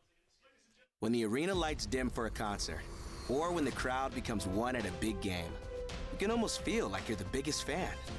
But who's your biggest fan? It's the person that will get you home safely after a night of drinking. It's the person who looks out for your life to make sure you leave the stadium with someone sober. This could be a designated driver or someone who offers to get you a ride share. Because in Tennessee, fans don't let fans drive drunk. Brought to you by the Tennessee Highway Safety Office, a division of the Tennessee Department of Safety and Homeland Security. Hey, Blue Raider fans, we know life comes at you fast, but with the right insurance, you'll always be covered. Whether it's home, auto, or life insurance, your local State Farm agent, Trevor Haggard, former MTSU baseball player, is here to help you protect what matters most. Give him a call at 615-203-5522 and find the right plan for you. Like a good neighbor, State Farm and Trevor Haggard are here to help. 615-203-5522. Hey, Blue Raider fans, this is Brad Hopkins with Exit Realty Bob Lamb and Associates. Winning in real estate is a lot like football. Good coaching and recruiting a great team are the keys. I put together a team of lenders, inspectors, and home professionals to help you succeed. Let me coach you through this process and make sure you come out a winner. Whether you're looking to buy, sell, or invest, I am here to help you win. Visit BradHopkinsHomes.com or call 615-556-9239 to find out more. Will Fraley, attorney at law, has experience you can count on. Former Blue Raider baseball player and MTSU alum Will Fraley serves Murfreesboro and the surrounding communities. Put a strong and experienced legal fighter on your case. Give Will Fraley a call, and he can handle all of your legal matters, including criminal and domestic or family law. Visit willfraleylaw.com or call 615-410-7290.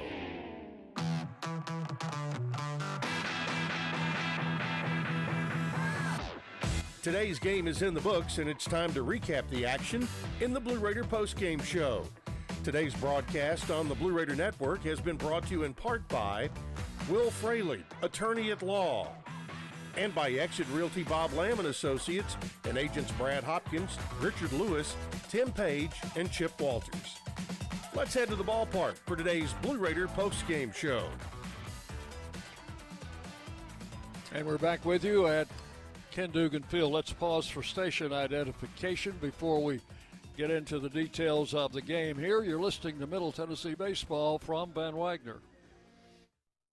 The flagship station for Middle Tennessee sports, WGNS, Murfreesboro, Smyrna. The Blue Raiders play here.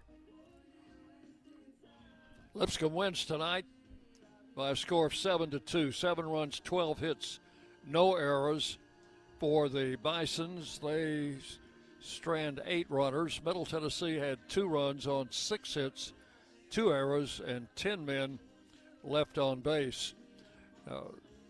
Lipscomb got an early lead without the benefit of a hit in the second inning. Raiders tied it in the third.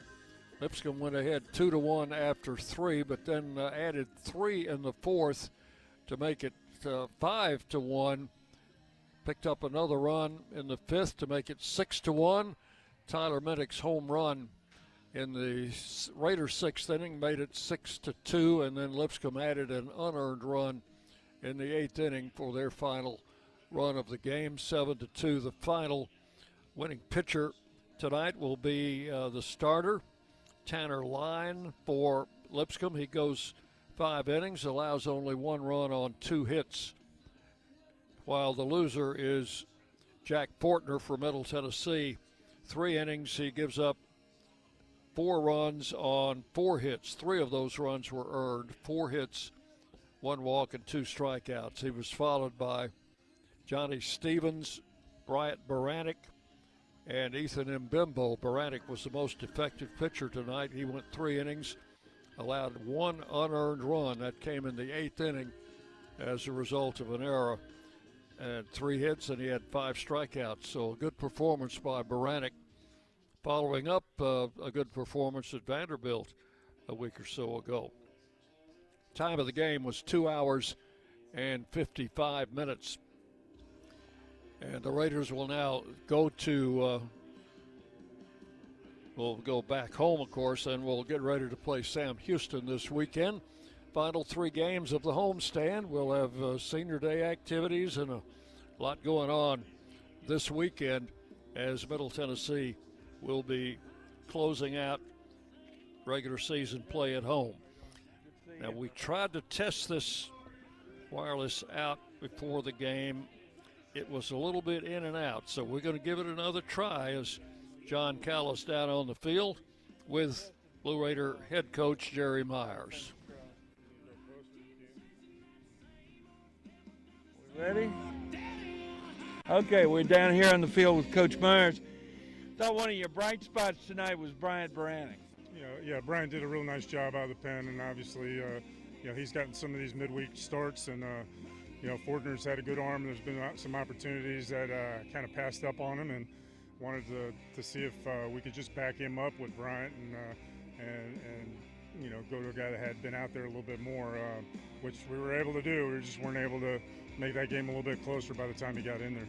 Oh, I thought Fortner's first 3 innings were pretty darn good. Yeah, he did a nice job, and like I said, he has a good arm and hasn't had a lot of opportunities, and felt like he deserved it, and had some guys that maybe had some innings under the belt to back him up, and he didn't get us, didn't really get us behind, and we just needed to do more offensively to make that a ball game. And so now we go to the weekend. We've got Sam Houston coming in. Yeah, we got to continue to play hard. We got to see if we can, like I said all year, it doesn't matter what our situation is. We got to try to be playing our best at the end. All right, we got another guy hurt with Wolf getting knocked out, and we got to just make an adjustment. Figure it out. Cooper Clapp goes to short, and limits the moves we could have had there at the end if it would have been a 1 or 2 run game to pinch hit against what they did out of the bullpen. But that's where we're at, and we got to continue to try to play our best with what we have. All right, back to you, Dick. All right, thank you, John. Thanks to Coach Myers for those comments. Of course, we hope Mark or Matt Wolf is going to be okay. He did take one in the batting helmet in his first at bat. Stayed in the game for an inning or so, but then came out before he was scheduled to hit for the second time. And like I said, hope everything's going to be okay with him.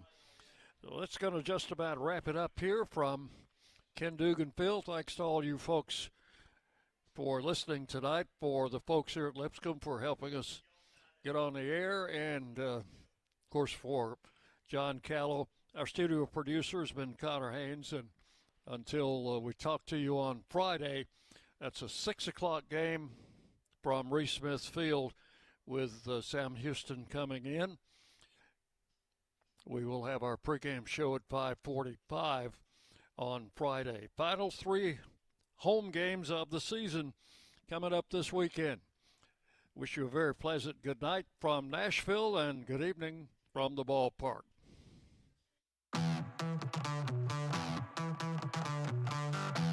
Thanks for listening to today's Middle Tennessee State University baseball game. Today's game has been produced by Van Wagner College through the facilities of WGNS Radio.